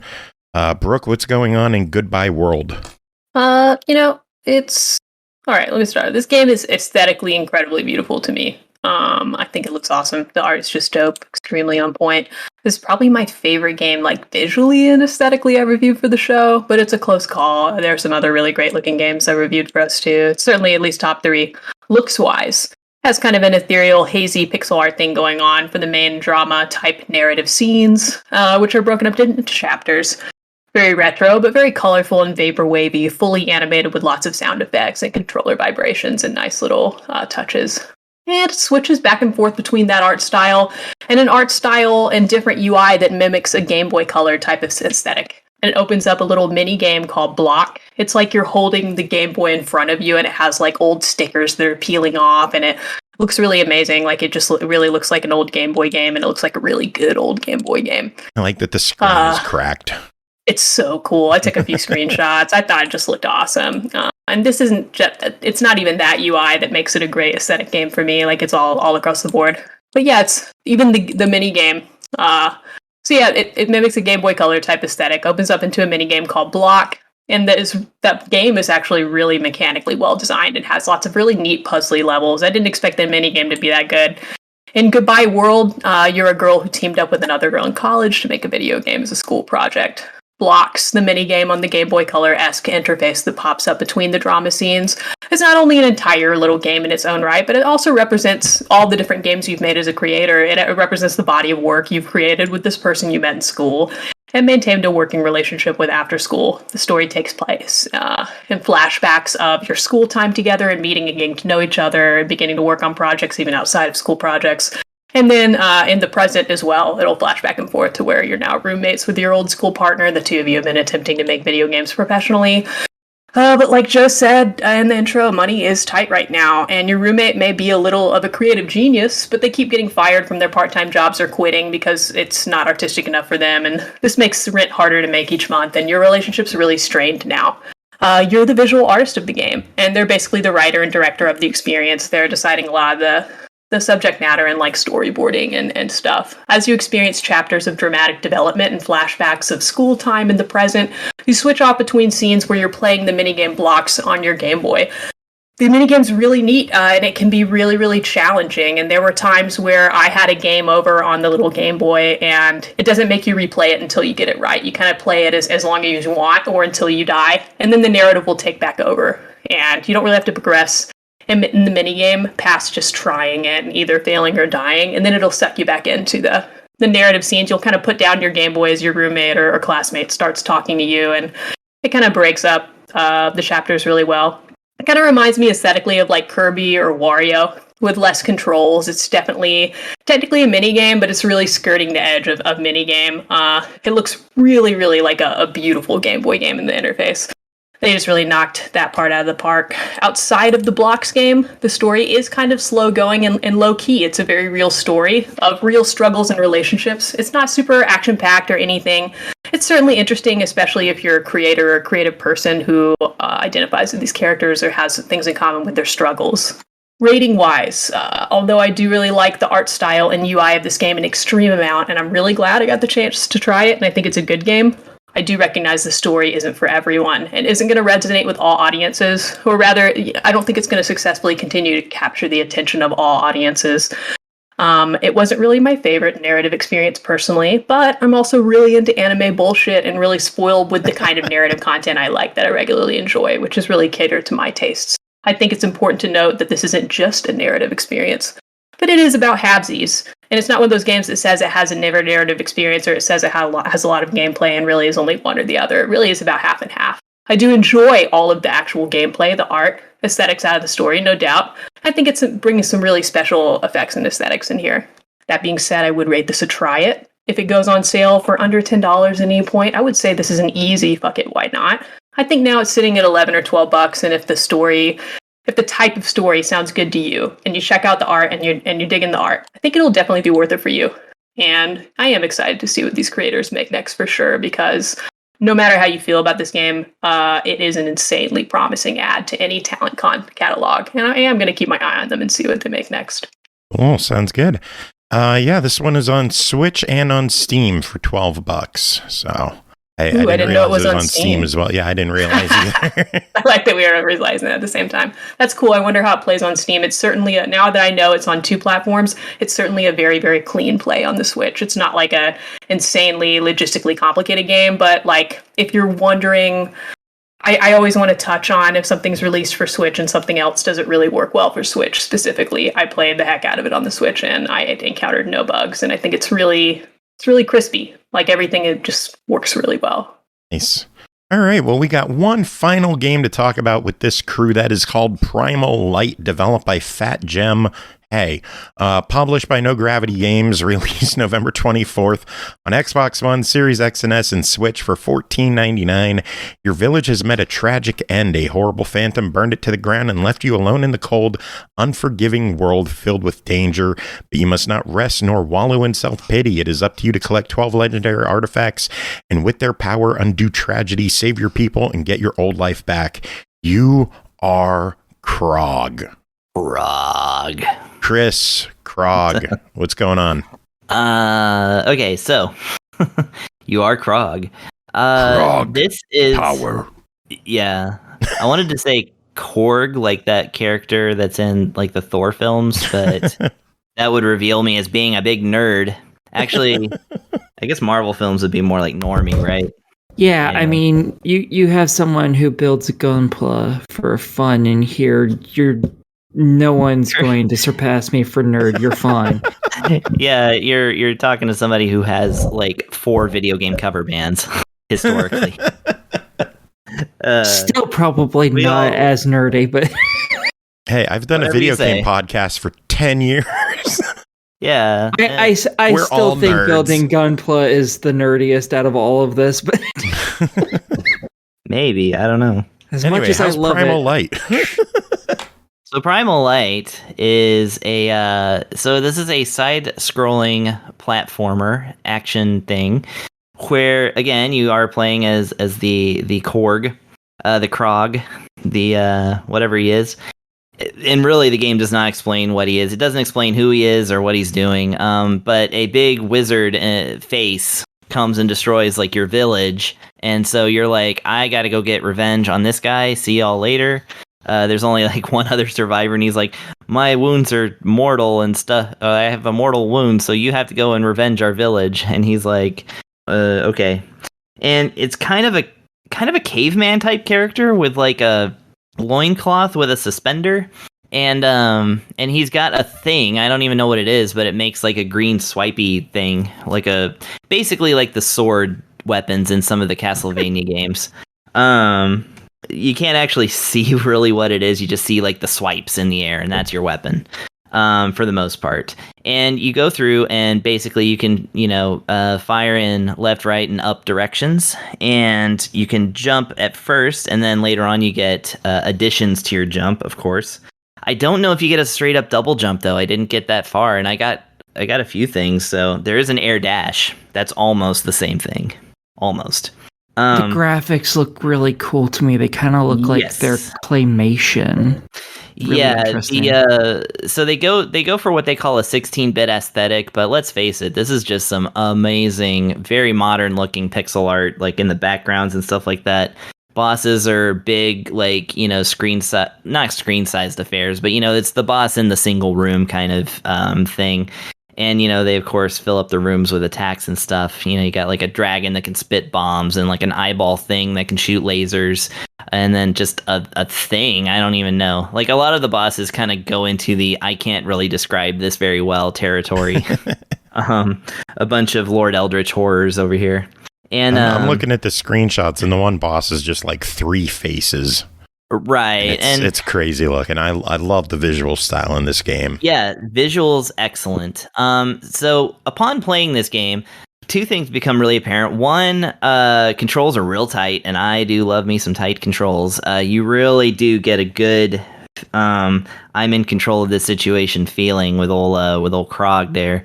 And however, I will say that sometimes you will feel like you should have connected with a platform that you didn't connect with, but that actually all is a good segue into leading me into like comparing this game basically to a classic Vania, like one of the classic Castlevanias where there's no exploring, you just go from level through level, and sometimes you get more stuff that you can use. Like Castlevania 3's kind of did that with the partners. But for the most part, it is just kind of the same loop of going through a part of a building and destroying all the skeletons and then defeating the big boss at the end. That really is kind of what's going on here, but there's a few little twists and turns there. One is that, so the game, depending on your difficulty level, you can start off with quite a few lives. And if you lose all your lives, you have to start the stage over. But if you find a bonfire, that's a checkpoint. But again, that's until you lose all your lives. Having said, there are coins that you can collect in the game. They kind of look like sunflower-shaped cookies. But I guess they're supposed to be some kind of money. And you can trade them with a little wizard that's just kind of sitting in a corner towards the end of every stage right before the boss fight. And the little wizard will sell you extra lives for a scaling up like fee every time. So like the first one's like 200, the second one's like 300, third one's like 500, and you can just sit there and spend all your money that you gain throughout the level on those, and that will kind of give you like a nice little stack of lives to take into the next stage or take against the boss, because the bosses are for the most part going to take some retries.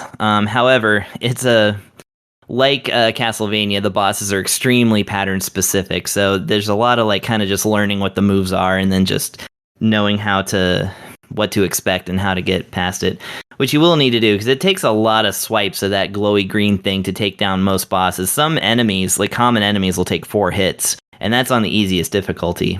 Jeez. Having said, and there's a couple of other modern amenities. One of them, of course, is the good old-fashioned invincible roll. I don't even need to tell you what game series they got that from, but that is present in this game. It's not necessary that I could see, but if you do like to play with the, kind of rolling through danger kind of situations, then this one's got your back on that. And like I said, you collect 12 stones throughout the game, and each one carries with it a power, but you can only select so many at a time. So you might gain something like extra strength when you're getting low on health. But there's one that'll be like show an enemy's life bar, which again, when enemies take several hits to take down even common ones, you kind of want that life bar to see how you're doing. And anyways, so like there's different ways to customize the experience to what you're doing. And also there's another thing is that like Castlevania, lots and lots of environmental instant death traps. Literally a floor is lava situation could be like an entire level with like collapsible platforms and everything, while enemies are getting in your way and knocking you back into the instant death pits, things like that. So there's a lot of that going around, and there's also like enemies that will hit you several times because it's just like you just can't regain your composure while your iframes are still in use. And so you will lose a lot of life as well, but on top of having a standard life bar, your character can actually heal himself 3 times per life. So you do have a healing move that you can kind of use on yourself. It causes you to be out of the action for a split second, which might actually make you get hit again. But that's another cool like aspect of this game that I quite liked, and in fact I died a lot of times before I figured out that was even there, because for some reason the game's little tutorial does not explain it. But anyways, so yeah, all this to say, the game is a little goofy in some parts. It has, so like when you hit an enemy, it does a splatter of blood, which is very common for this kind of game.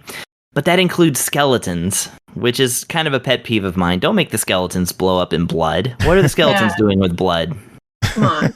They don't need that blood. Maybe all their bone marrow turned to blood. Who knows? I don't know, but they're just little skelly bros.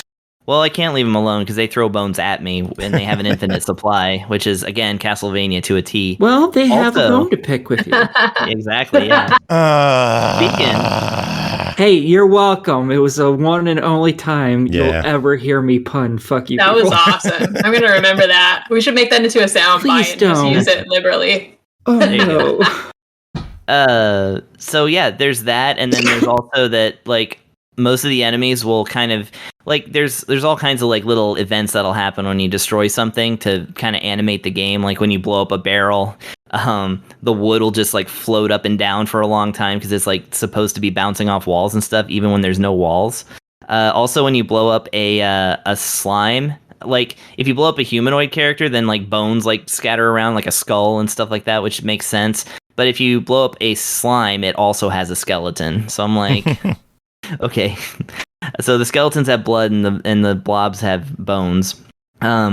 Also, my favorite one is that so this game, of course, features the age-old tradition of having lanterns and candles that you can attack and blow up, and sometimes they drop stuff, right? But sometimes you'll hit a candle, like a little candle on the wall, and then from it will pop a full-size cartoon bomb that will then blow up and kill you. So that's amazing. It's hilarious to see in a game that otherwise looks really tasteful and like really, kind of serious. There's some goofy stuff in here too, so I did not want that to go unappreciated. Old bomb and the candle trick. Yeah, exactly. Oh man, well, Primal Light is sitting at $14.99. What are your thoughts?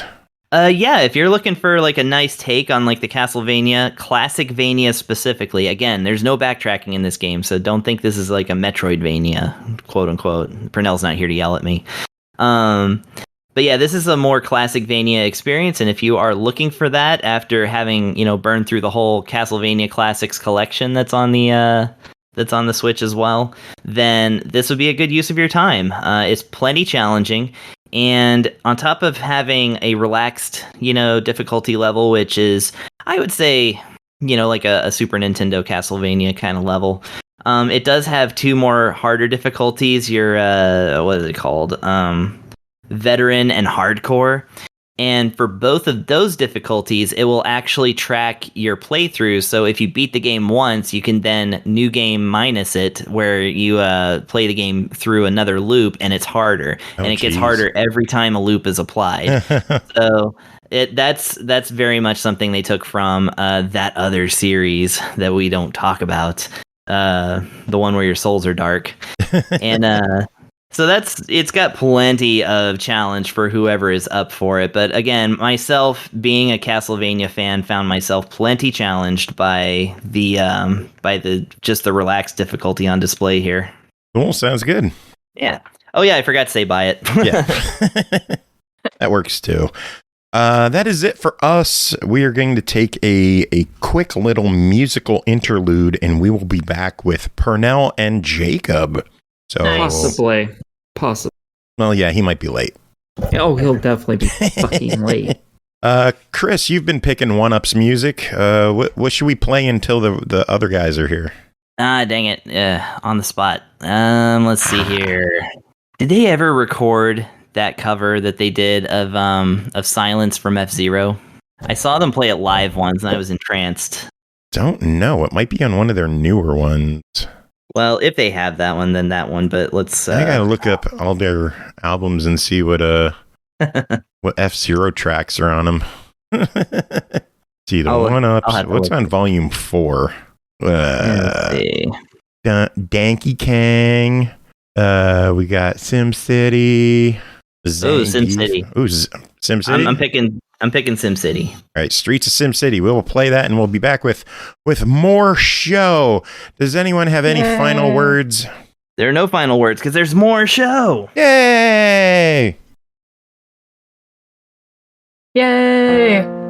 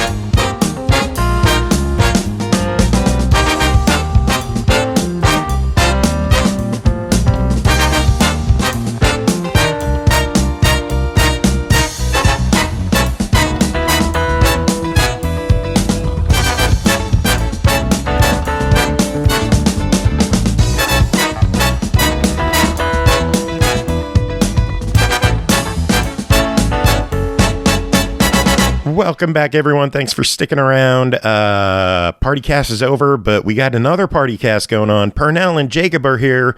How are you two guys doing? Doing all right. How about yourself? I'm doing pretty okay. My dad came to hang out for a couple of days, so it was fun getting to see him. I don't get to see him too often, like maybe once a year. He lives in Tennessee. So. Got your Wrestle Fest on? Yeah, I watched wrestling earlier tonight, so that was fun. With Tim, who was on the first part of the episode. Like, chronologically, this shit makes no sense when we record it. It's fun. Well, that's fine. That's how we get down. We keep it, we keep it baffling. We keep it confusing, just the way the listeners like it. Do they, though? Jacob, yes. How are you doing? I mean, my whole house has been having, like, cold since, like, Friday or Saturday, so... Jeez. Yeah, it's fun. My youngest, Silas, because he just keeps rubbing his face instead of like actually like blowing his nose like we tell him to, he's like his face is just like super red and it looks like he's got this like dark red mustache underneath his nose. And so it's kind of funny, but at the same time, like I feel bad for him because, it obviously hurts. That's unfortunate. Yeah. Children seem to be going through it lately with this kind of mess. One cousin, he's going through some mess himself. I don't know what's going on with him. My mom I took her to the grocery the other day. She's like, yeah, your niece is in the hospital. Like, for what? Like, she caught something. Like, caught what? Like, probably some kind of weird cold bug or something that's going around. But just the nature of it right now, there's a lot of fucking viruses popping off. It sucks. So I'm admittedly glad to hear that MagFest right around the corner. Well, I mean, it seems like it's worse for kids, though. Like, adults just get their typical sick crapulence, but the people I'm hearing getting the sickest are, like, children. And I don't know what's going on with that, but I don't like it one bit. So, man. So, Pernell, MagFest, I heard you got a panel. Yeah, though, I have no idea when it is, though. The time that I think I heard is a shitty one, so I'm still down for doing it. But at the same time, it's like, how does that even make sense? I didn't know the con ran that damn long, let alone put panels on it. But now when I see him tomorrow, I might be like, hey, let me see that email just so I can confirm that that's the time they told you. Because I didn't even get a time confirmation yet. Like, I was just told that I have a panel and they'll let me know closer to the event when it is. 3:30 in the morning. Hey, that would be perfect for us. I'm hoping that's pretty much the gist of it. Then, like, maybe he saw like the end of the con or something, and was like, "That's our time." Because, like, you've been gone forever. When does MagFest typically cut off? Because you stay over until Monday, don't you? Lately, no. We've been leaving Sunday anymore. One reason because we can't get a room until Monday, which sucks, and other just because we want to get the hell home. Yeah, I don't blame you for that. That's how I love MagFest, but after 4 days, you're just ready to go home and nap. Absolutely. That's how I would be. Fuck it. So, yeah, but, this year I think it's going to be, I'll be there Thursday through Sunday, so we're probably going to leave early Sunday afternoon again. Maybe grab some Five Guys before we hit the road like we usually do, and then drive on home. I'm surprised that the before you go home meal is Five Guys. Is that like not like again? I know where you live at, but that's a tradition going back to the Alexandria. Oh, that's why it's not about it's not a matter of like access to it where you live so much as just tradition. Trying to hit up Five Guys during MagFest. I can dig that. I mean, I haven't been there in a while, but I did like it when I did go there. They're good food. Yeah, good. I know somebody listening to us right now going, I'm pretty sure someone listening to us right now. What the hell are you talking about? Their place is terrible. And to them, I say, you have a little bit. I don't know. Maybe you have a little bit too high of high end of taste. Because I don't know. I can do high end and low end. And as far as I'm concerned, Five Guys fits the bill when I want a good burger, greasy burger specifically, and some fries, and a free chunk of peanuts. Assuming they even still do that mess. Yeah, I'm pretty sure they do. So I'm all for them. They're okay with me. So I don't know, but. Whatever it means, I know. I means I am at least going to be at MagFest for the day of the panel. I don't know what's going on other freaking wise, but it's God. I wish they didn't make it so expensive and difficult to get in, and just friggin' everything. Well, I mean, since you're doing a panel, you're not paying attendance. No, that I'm fine with. But even still, like this, like to get a room and all that junk. Yeah. It's something I even wanted to do that. It's like it's just a lot that goes into it. But I just gotta think about how I want to do. Because I thought about if I say, for example, I did like your panel too, and it was 2 different days, but not 3 different days. Because fuck that. But if it was like Saturday into Sunday or Friday into Saturday, then I could be like, maybe I'll get a hotel room out at like Alexandria or something just to sleep somewhere and then just go home in the morning or go home right after the other panel's done or something like that. But if they're both on the same day, I'm just like, fuck it, I'm going home. Like I'm going, see what they got going on, say hi to some people, and then just go home because ultimately my ass is old and well, if you need it, we can always hook you up with floor space. I appreciate that. Yeah, our room's like, full up though, so. I figure. I mean, you got tons of cats that roll out with you, so. Hey, I did offer to you, so. No, I know. I tried. I wanted the Pern in my room. But that's I am. I ultimately just wasn't even intending to go, and then like I go to visit Rob one day. He's like, "By the way, I submitted a panel for us." Like, oh shit. So here we go. We'll see if that happens or not. And then it did. So like, well, now I got to figure that out. But he's not even. He usually goes for a day and comes home. So. I mean, that's just how that'll be. I can't miss the OneUps and I can't miss Metroid Metal. Yeah, those guys are. Those are the 2 big ones I got to see. I was like, technically, you did miss them. They were at Big got announced too. Who? Cybertronic Spree. I don't know. I don't know who that is. Transformers band. Doesn't help me. I don't know him. Holy shit. Okay. You should be describing them as Transformers. How am I supposed like? I do like nerd shit. I'll slap you. You know how much nerd shit is, and you know what that encompasses? You're into nerd shit. That's every fucking thing practically. Garbage Pail Kids are nerd shit. How much you know about those? Like a little bit. That's not enough. So there you go. You know about that obscure German Garbage Pail Kids cover band? No, but what kind of a fucking nerd are you? Do you have a demo of them? They're gross and snurfing. Gross and snurfing. That's how it works. They're a great band. They puked on stage every show. Gross and snurfing. Speaking of made up words, should we get to reviews? Why the heck not? Jacob, you ready? Yeah, I'm ready. Yeah, because the first game is Ys 8 Lacrimosa of Dana. I don't know what a Lacrimosa is, but... I love how you're like, Jacob, are you ready? Because the first game, Pernell's talking about it. I got to make sure that he's ready to not say anything. Ys 8 Lacrimosa of Dana, developed by Nihon Falcom, published by NIS America, released November 15th on the PS5 for $39.99.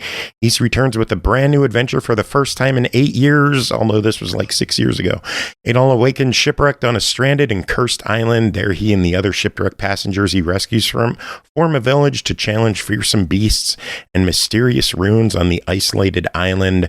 Pernell, this is an older Ys game that's getting PS5 treatment. How did the port hold up? Is it prettier than ever? What's going on here? That's why I think this will be an easy review, because I feel like personally I don't have to talk about the game much. If you really want to talk about the game proper, you can go back to whatever episode I talked about the one on the Switch. But what I can tell you in regards to this new release is that, one, if you've never played Ys 8, what the hell are you doing? Ys 8 is the Ys game that put this franchise on the map in America, despite the fact that it's been in America since like the early 90s. Actually, I take that back. Late 80s on the Sega Master System. So it put this game franchise on the map in the States for a reason. It's that freaking good. It involves Adol Christian on another exciting adventure where he's stranded on an island, and he has to explore this island along with finding, castaways on the island, setting up a home base. Great action RPG gameplay with team-based mechanics, and leveled up skill gameplay, and a sort of like tower defense system that takes place when you have battles on the coast.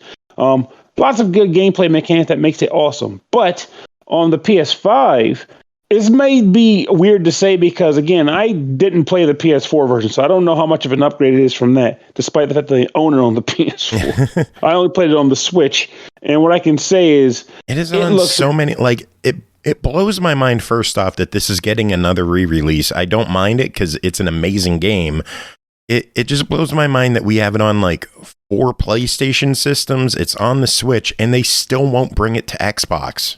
I'm trying to think. This has put some games on Xbox. Not too many. Like this would be if they're gonna like East Origins is on Xbox. Why can't we get East 8? I know they're different publishers, but damn, come on! Like this is on PS3, PS4, PS5, and Vita.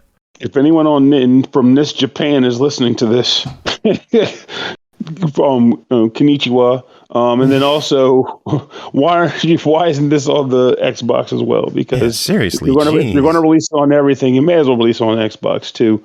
Though, with that said, though, it's if you don't own the game yet. I mean, this isn't going to be the thing that makes you go, yeah, time to go buy it again, unless you're just that much of an ease file, in which case you've already bought it. What are you listening to this for? But if you've never purchased it and you're wondering, is it worth getting it on this system versus getting it used on one of the older systems? Honestly, I think it might be worth getting on this system because, again, my experience was on the Switch, but this game is gorgeous on the PS5. It shines.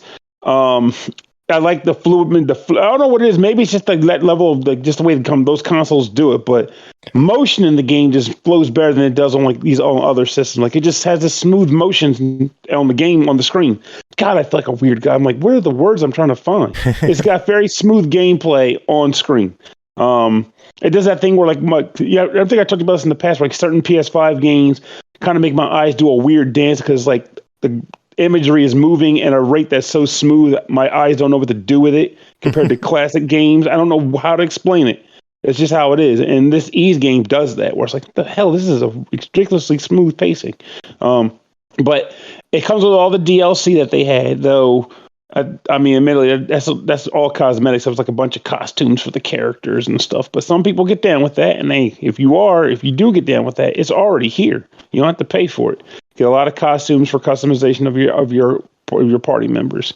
And it's a fantastic game to play in its own right. I will say, I guess one last thing I should mention, because again, unless you think I should talk more about the game, but I personally feel like it's been talked up. Yeah, we've been talking about this game for years, really. It's a fantastic RPG. It's probably one of the best in the E series. I haven't tried, was it I would Nox? personally say it is. What is it? Monstrum Nox. Monstrum Nox. I haven't tried that one yet, but I would say it's better than Monstrum Nox. Monstrum Nox's perk is the verticality.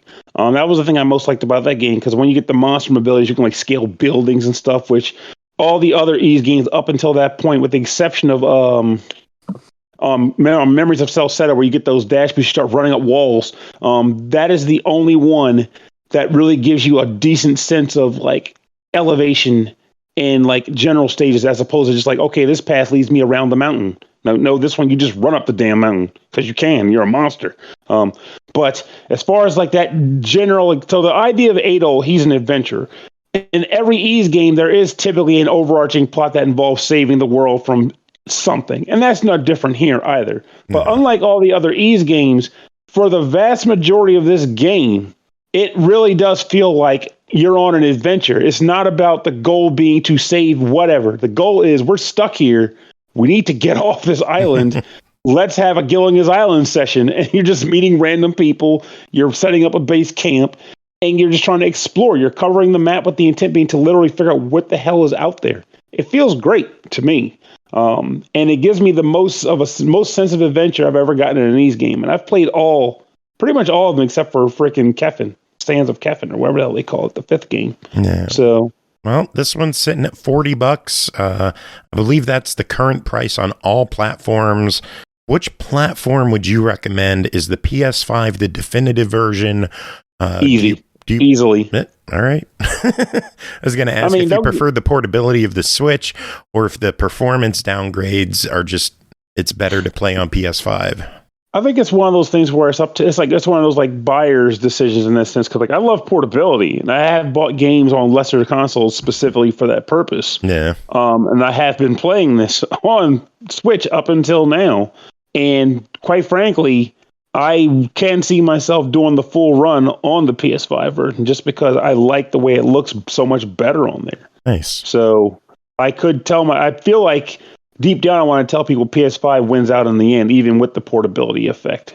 But it's up to buyers to decide. But just know that if you buy it, you will get some visual splendor out of the deal. So it's worth picking up no matter where you go, unless you're on 100%. Xbox. Absolutely. If it's on if you're on Xbox, mod it. I don't think it works that way. Next game is JoJo Siwa Worldwide Party, developed by Cocodrilo Dog, published by Outright Games, released October 21st on Xbox One, Series X and S, Switch, PS4, PS5, and PC for $39.99. Run through JoJo's worlds to her biggest hits, including Dream, Bop, and Nonstop. Can you match the rhythm and make the crowd go wild? Jacob, tell us about your time hanging out with JoJo. So I'm going to be straight with y'all. I have no idea. I had like a vague knowledge of who she was only because I had seen clothing and I believe there were suitcases over at in the children's section of Boscov's once. I've never seen the Nickelodeon show, any of that kind of stuff. And also I'd never listened to any of her music, which I was like, maybe I should do that before I start up this game. And I was immediately like, oh, no. I have a quick question for you. Why did you ask for this game? Oh, because it's from Outright. Oh, okay. Yeah, and like we're part of the ambassador stuff. And they had initially solicited it. And then, we joined in the program and I was just like, hey, like, I know this has been taking some time. Would I still be able to get a code for it? And they're like, oh, yeah, man. Like, go review this to your heart's content and stream it. So what'd you think of it? Did it surpass your expectations? Well, hold on. Okay. So you're playing as, JoJo, and her whole thing is that like she likes being happy and she likes bringing happiness to other people. Keep in mind, I'm going completely off of what this video game does. Because again, I've never experienced any of her media except for like the 2 songs I listened to on YouTube that I was immediately like, oh no, this is not up my alley. But anywho, so the big thing is that she has to be able to make it. It's a rhythm-based platformer. Okay. Fairly simplistic, obviously, because it's aimed at kids. And some kids, like, this may be their very first platformer, which, I mean, I would like it to have started off with, like, Mario Brothers or Mega Man or something like that. But if JoJo is your kid's very first platformer, then, I'll let it slide. But you have to have her run through all these different worlds to get to the final stage, which is when it kind of becomes more of a dance-based rhythm game, because then you're performing a concert for the denizens of each world. And with each, there's about 40 levels or so. And they're all of varying difficulty, and pretty much it's just, do you have her jump? Do you have her slide? Or do you have her break through a wall? And the tutorial level has it just start off with, this is when you do this. This is when you need to slide. This is when you need to jump. This is when, you need to break through. If this kind of thing shows up, you need to double jump. And keep going, and you have to collect stars, and along with that you also have to collect collectibles on each level.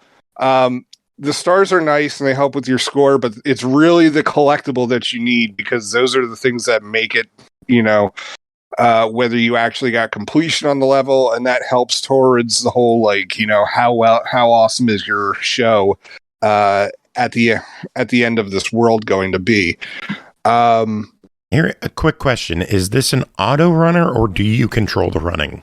It is an auto runner, because you're essentially making her move to the beat. You're having the special movements, like the jumping, the busting through walls and stuff like that. And I'm not gonna lie, a rhythm runner more than a platformer. Yeah. All right. Yeah, I guess that would be a better way to describe it. And so on the rare chance that your kid has played anything like Guitar Hero or Rock Band, or even a musical story, it's along those kind of lines of like you're trying to sync up like the actions with the music, which I thought was kind of interesting for this one, because there was definitely like a level of depth to it that I was not expecting from a kid's game. But at the same time, as you get to different worlds, like the obstacles, even though it's like the same basic principles, like, bash through, slide under, jump over, that kind of stuff, the obstacles change, but they don't necessarily like tell you at the start, like, hey, this is one that you have to break through, or this is one that you have to jump over. And so there's going to be some trial and error for the kids on that one. And I would have liked some explanation for that, because I know kids are definitely going to get frustrated, but at the same time, hopefully they eventually like figure it out and then just go back and repeat the levels again. Honestly, it's a pretty chill runner game, though. Like, I mean, hopefully you like her music, but I mean, I thought it was decently solid. Sorry for my laughing. Simon was on my lap and tried going on the desk, and then just slipped and fell off my keyboard, off my lap, just down on. He's special. I love him. He's beautiful. Yeah, JoJo. But yeah, and of course the music in the game is based on her music, so hopefully you're a fan of it. Because if you're not, that's what the whole game is. So, well, I would imagine if you're not a JoJo Siwa fan, you wouldn't be investigating this game unless you're an achievement hunter. So, how does it stack up for achievement hunters? If you're an achievement hunter, this is definitely a game that you'll want to check out. I mean, some of the parts are challenging, but it doesn't seem to be as randomized as something like Paw Patrol, the movie, that game. But on the other hand, I mean, as I said, if you're an achievement hunter, then this is definitely one that you'll want to check out. It is sitting at $39.99. What are your thoughts on that price for kids and for the achievement crowd? For kids, I think kids will get a lot of replay out of it, especially if they like JoJo. It's challenging, but not ridiculous. But some kids may find it to be very challenging, and of course, if they're not a fan of JoJo, then they're probably going to be like, let's find something else. But at the same time, as I said, like, this very well might be like a kid's first, platformer, video game, runner, whatever, in that genre. And so, I mean, if this is it, I mean, this isn't a half bad introduction to the world of video games, for them to, get some hand holding on. In terms of adults, you might want to wait for a sale on this one. All right, sounds good.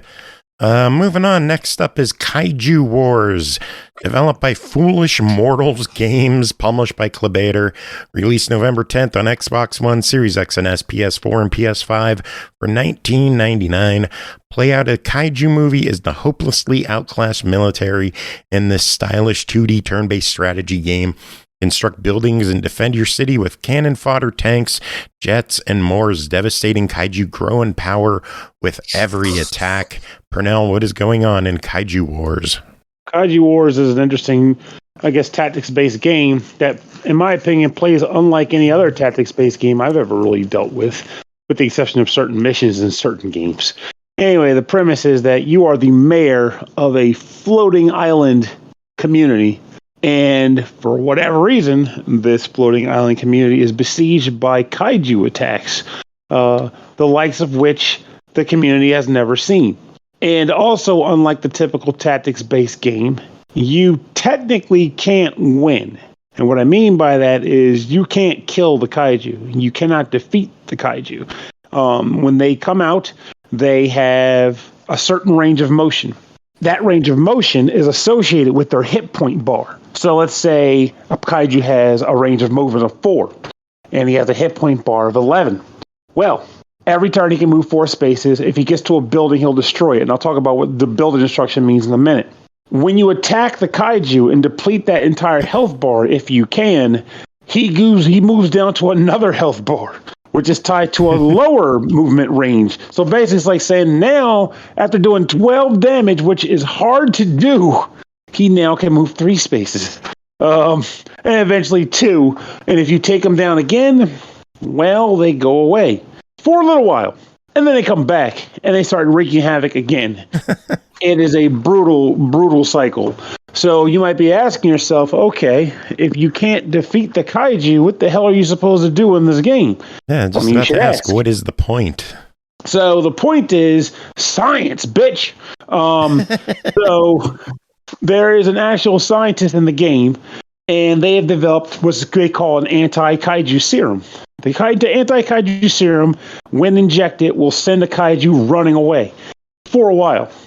And that is how you complete missions. So the goal of the game is to spend a certain number of turns accumulating the research points required to have enough breakthroughs to create the serum.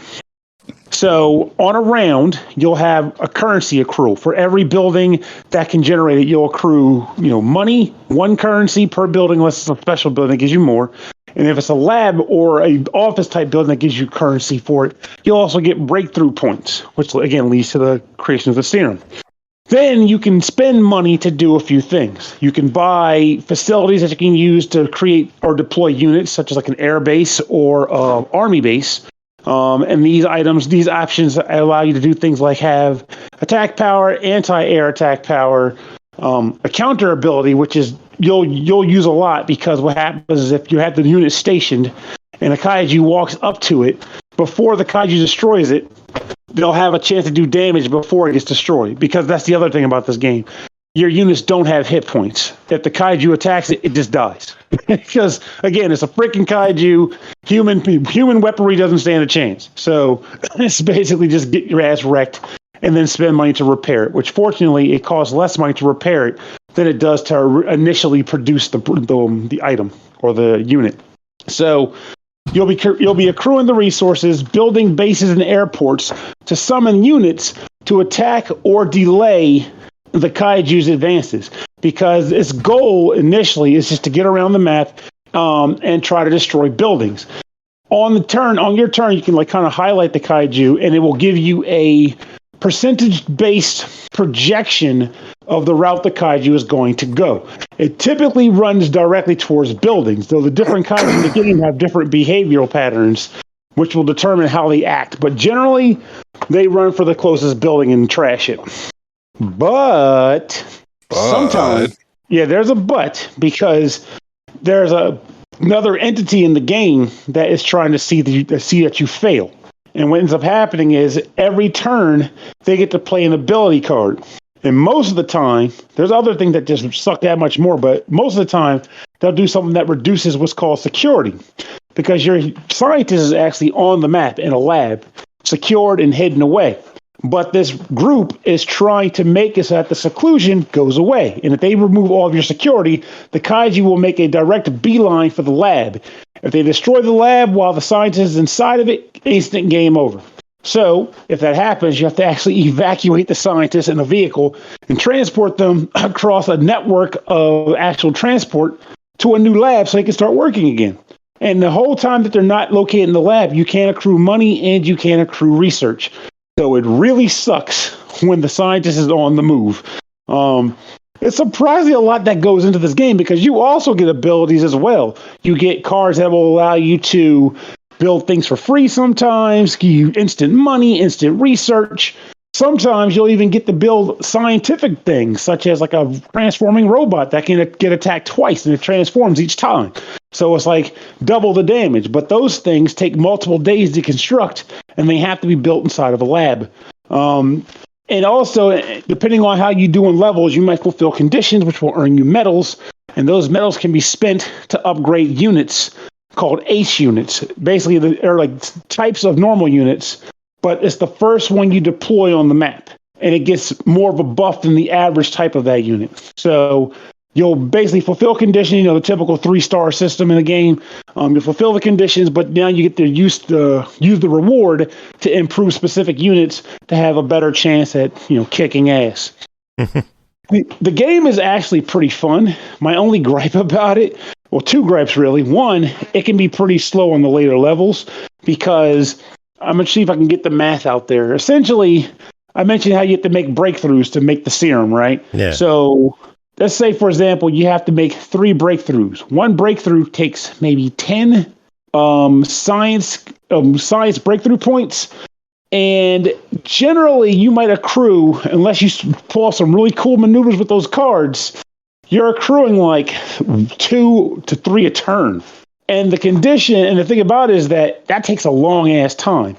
But the reason why I know that there is a better way to do this is because some of the super conditions to get a medal on a level is, say, win in 9 turns. And I'm like, I'm not getting the science fast enough to win this in 9 turns, which telling me there must be a better way. Yeah. Which generally comes from, and I got that, from researchers, which you unlock and play as you play through the game. And the researchers will benefit and help you too. So I feel like it's one of those games where they designed it where you'll get the researchers and then go back to old levels with them, which will in turn allow you to do levels faster because you'll accrue more science that way. But the other thing is just the general fact that I guess I should say it this way. This is fine for me, but I know other people might feel this way. It's a hard game. This is not an easy game. And I feel like they intended it to be that way because they want you to feel the scale of the attacks and all that. I mean, even early levels, you're going to be going, how the hell am I supposed to do this? What am I supposed to do? Just looking at the screenshots, I'm thinking, how the hell am I supposed to do this?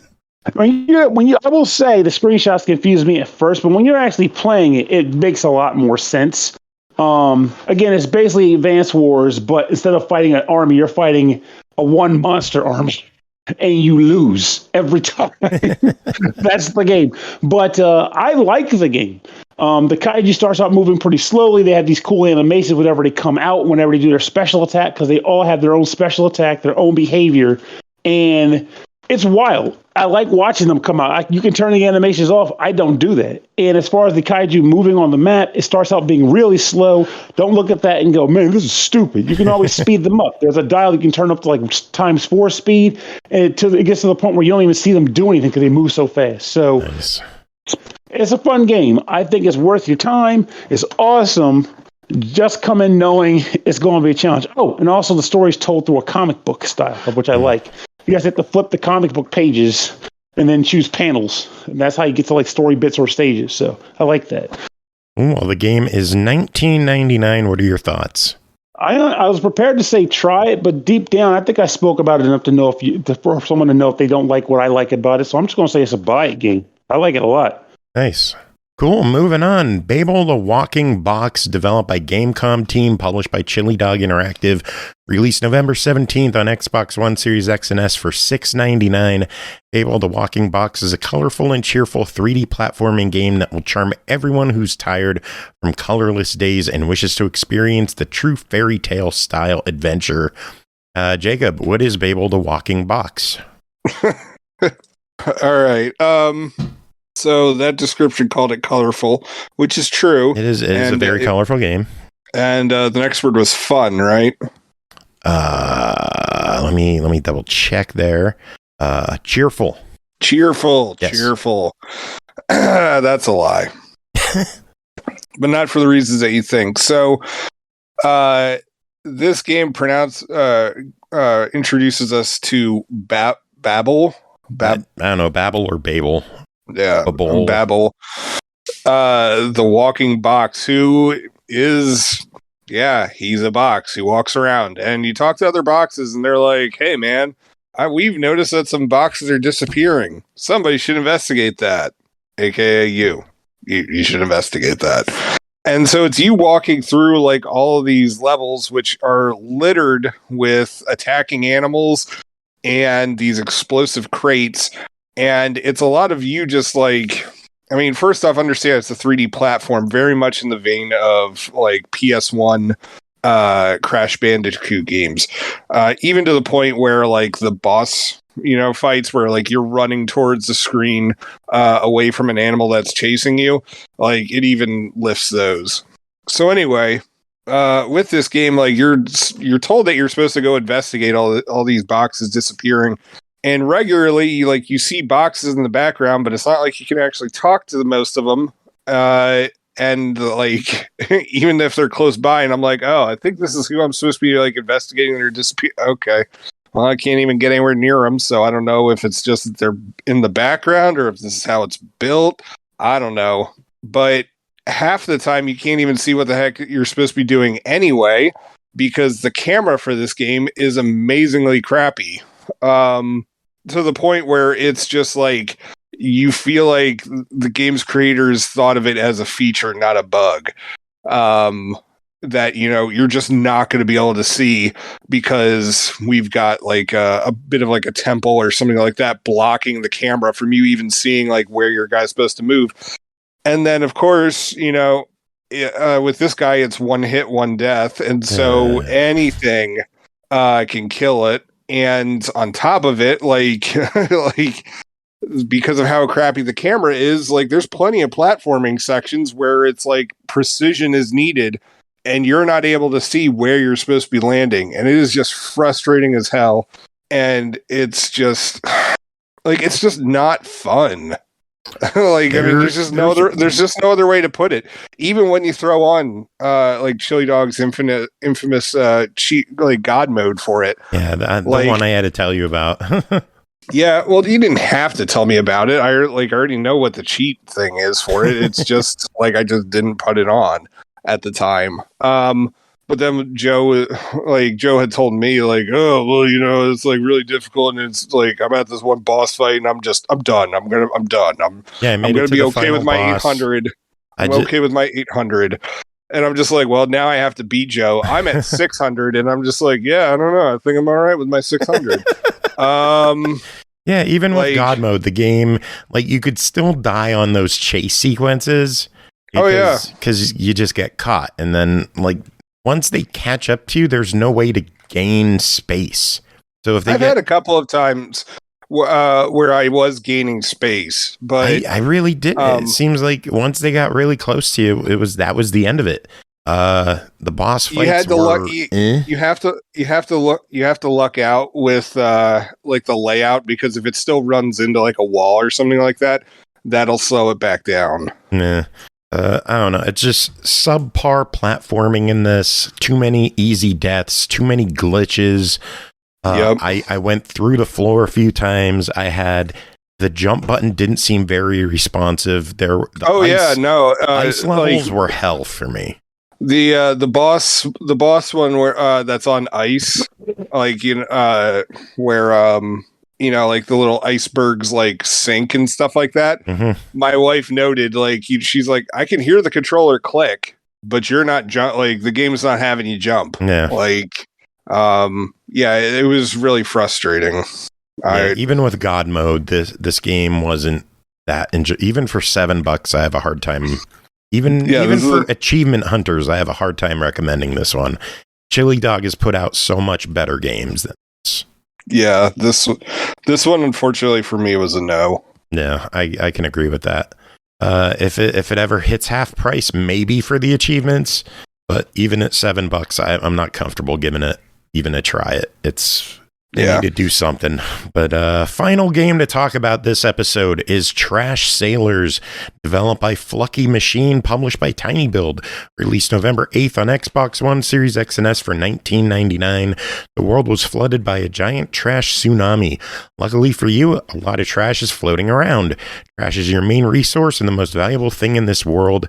You can recycle it into fuel, rafts, spare parts, and even weapons. Brace yourself for swamp crocodiles, toxic sharks, Arctic pirates, and much, much more. Pernell and Jacob, both of you covered this. Pernell, how about you start off? What's going on in Trash Sailors? Okay, I'm going to start off by saying they name a lot of really cool things, but if you're not playing with friends, good luck seeing any of them. Yeah. But I'll talk about the game from what I can say of it, and then we'll go on to the thing I just kind of spoiled for the end. So, Trash Sailors is a honestly pretty cool concept for a co-op game. The premise is that, well, as Joe said, you're on this raft, and from the gameplay's perspective, though, you start at one end of a river, and you're tasked with reaching the other end of the river without your raft, coming apart at the seams. How is this done? Well, there are a few facets of this raft. There are sections of it that are the actual construction. They are what you run around on and will allow you to actually be afloat. There is a resource conversion device in the center of the raft. What happens there is you take items that are in the water, you insert them into this device, they become scrap, which has a number of purposes, such as repairing the raft and a few other things which I'll talk about shortly. The mechanic of the scrap construction, I think, is pretty cool because the way you acquire the scrap is your character runs out to the edge of the raft, has a fishing mechanic, and there are tons of objects floating in the water. The game will display for you a trio of things, and sort of like a match 3 puzzle game, if you can get those exact 3 items from the water into the recycler, you'll get more scrap than if you just threw random things into the device. However, you have to be quick about it because if you take too long, it'll erase the configuration and give you a new one.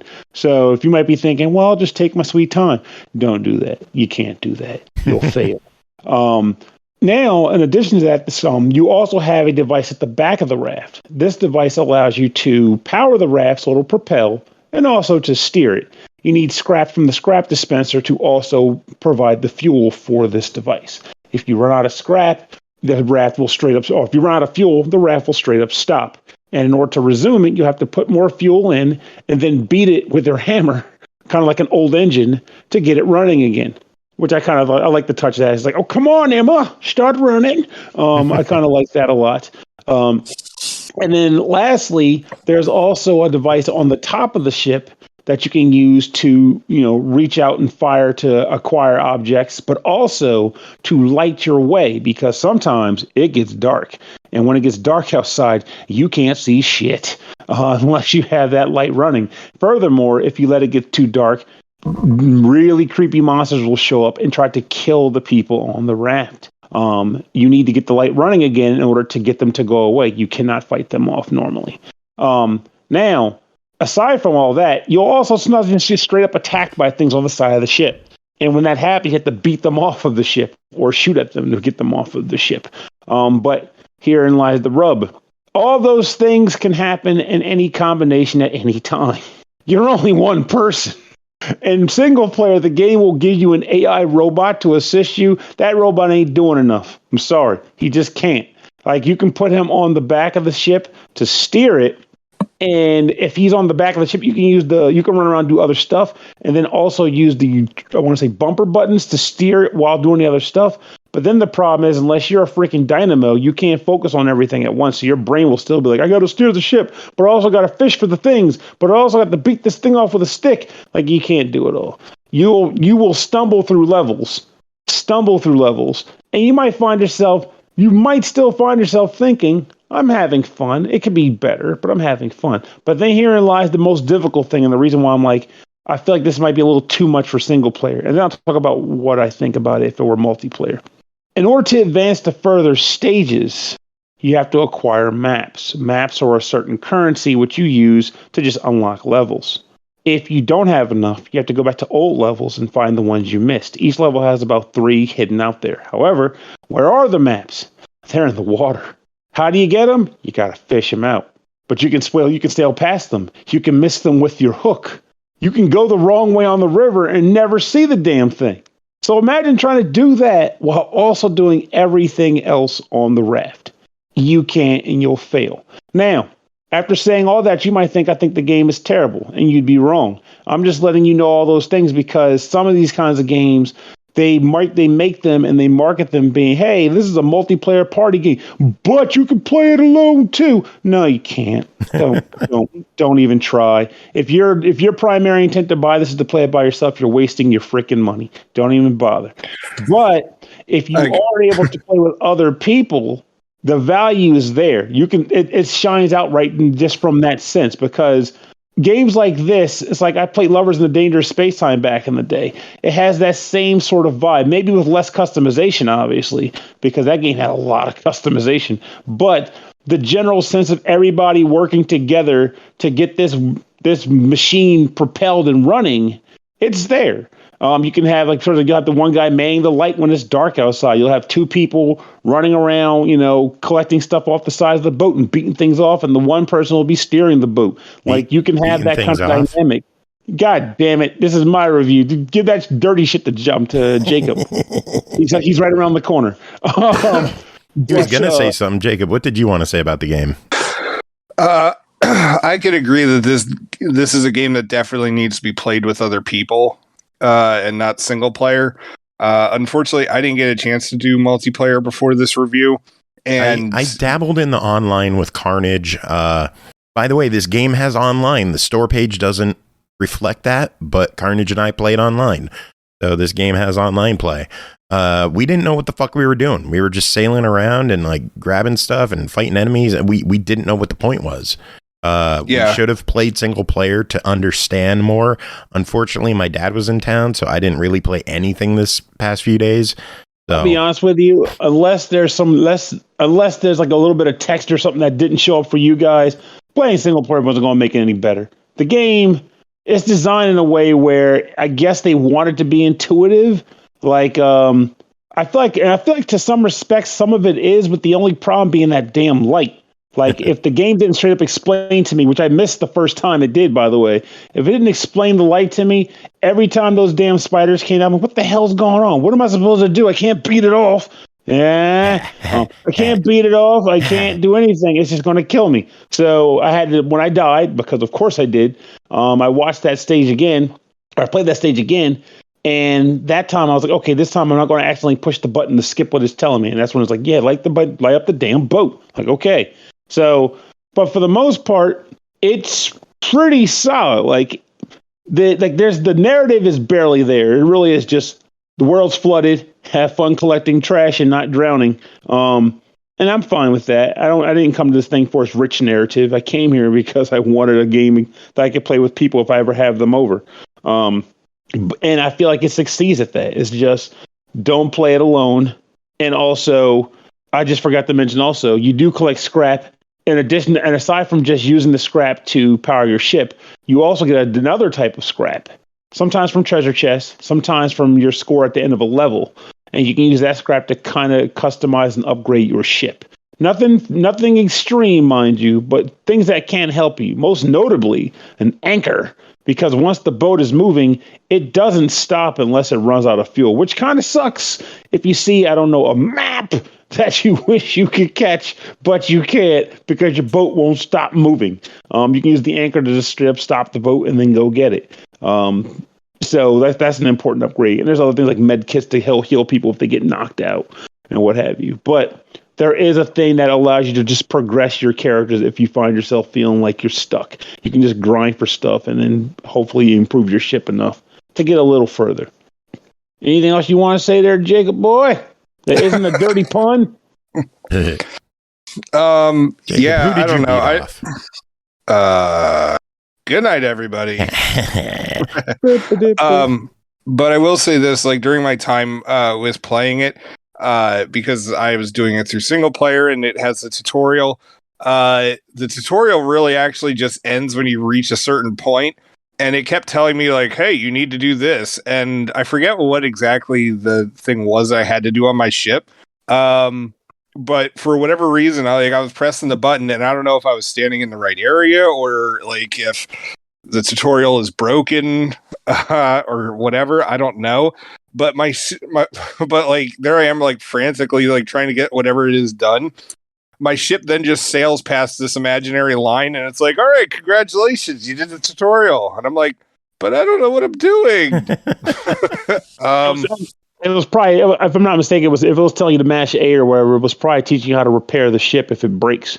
That was early in though, but game's just like, good luck, fucker.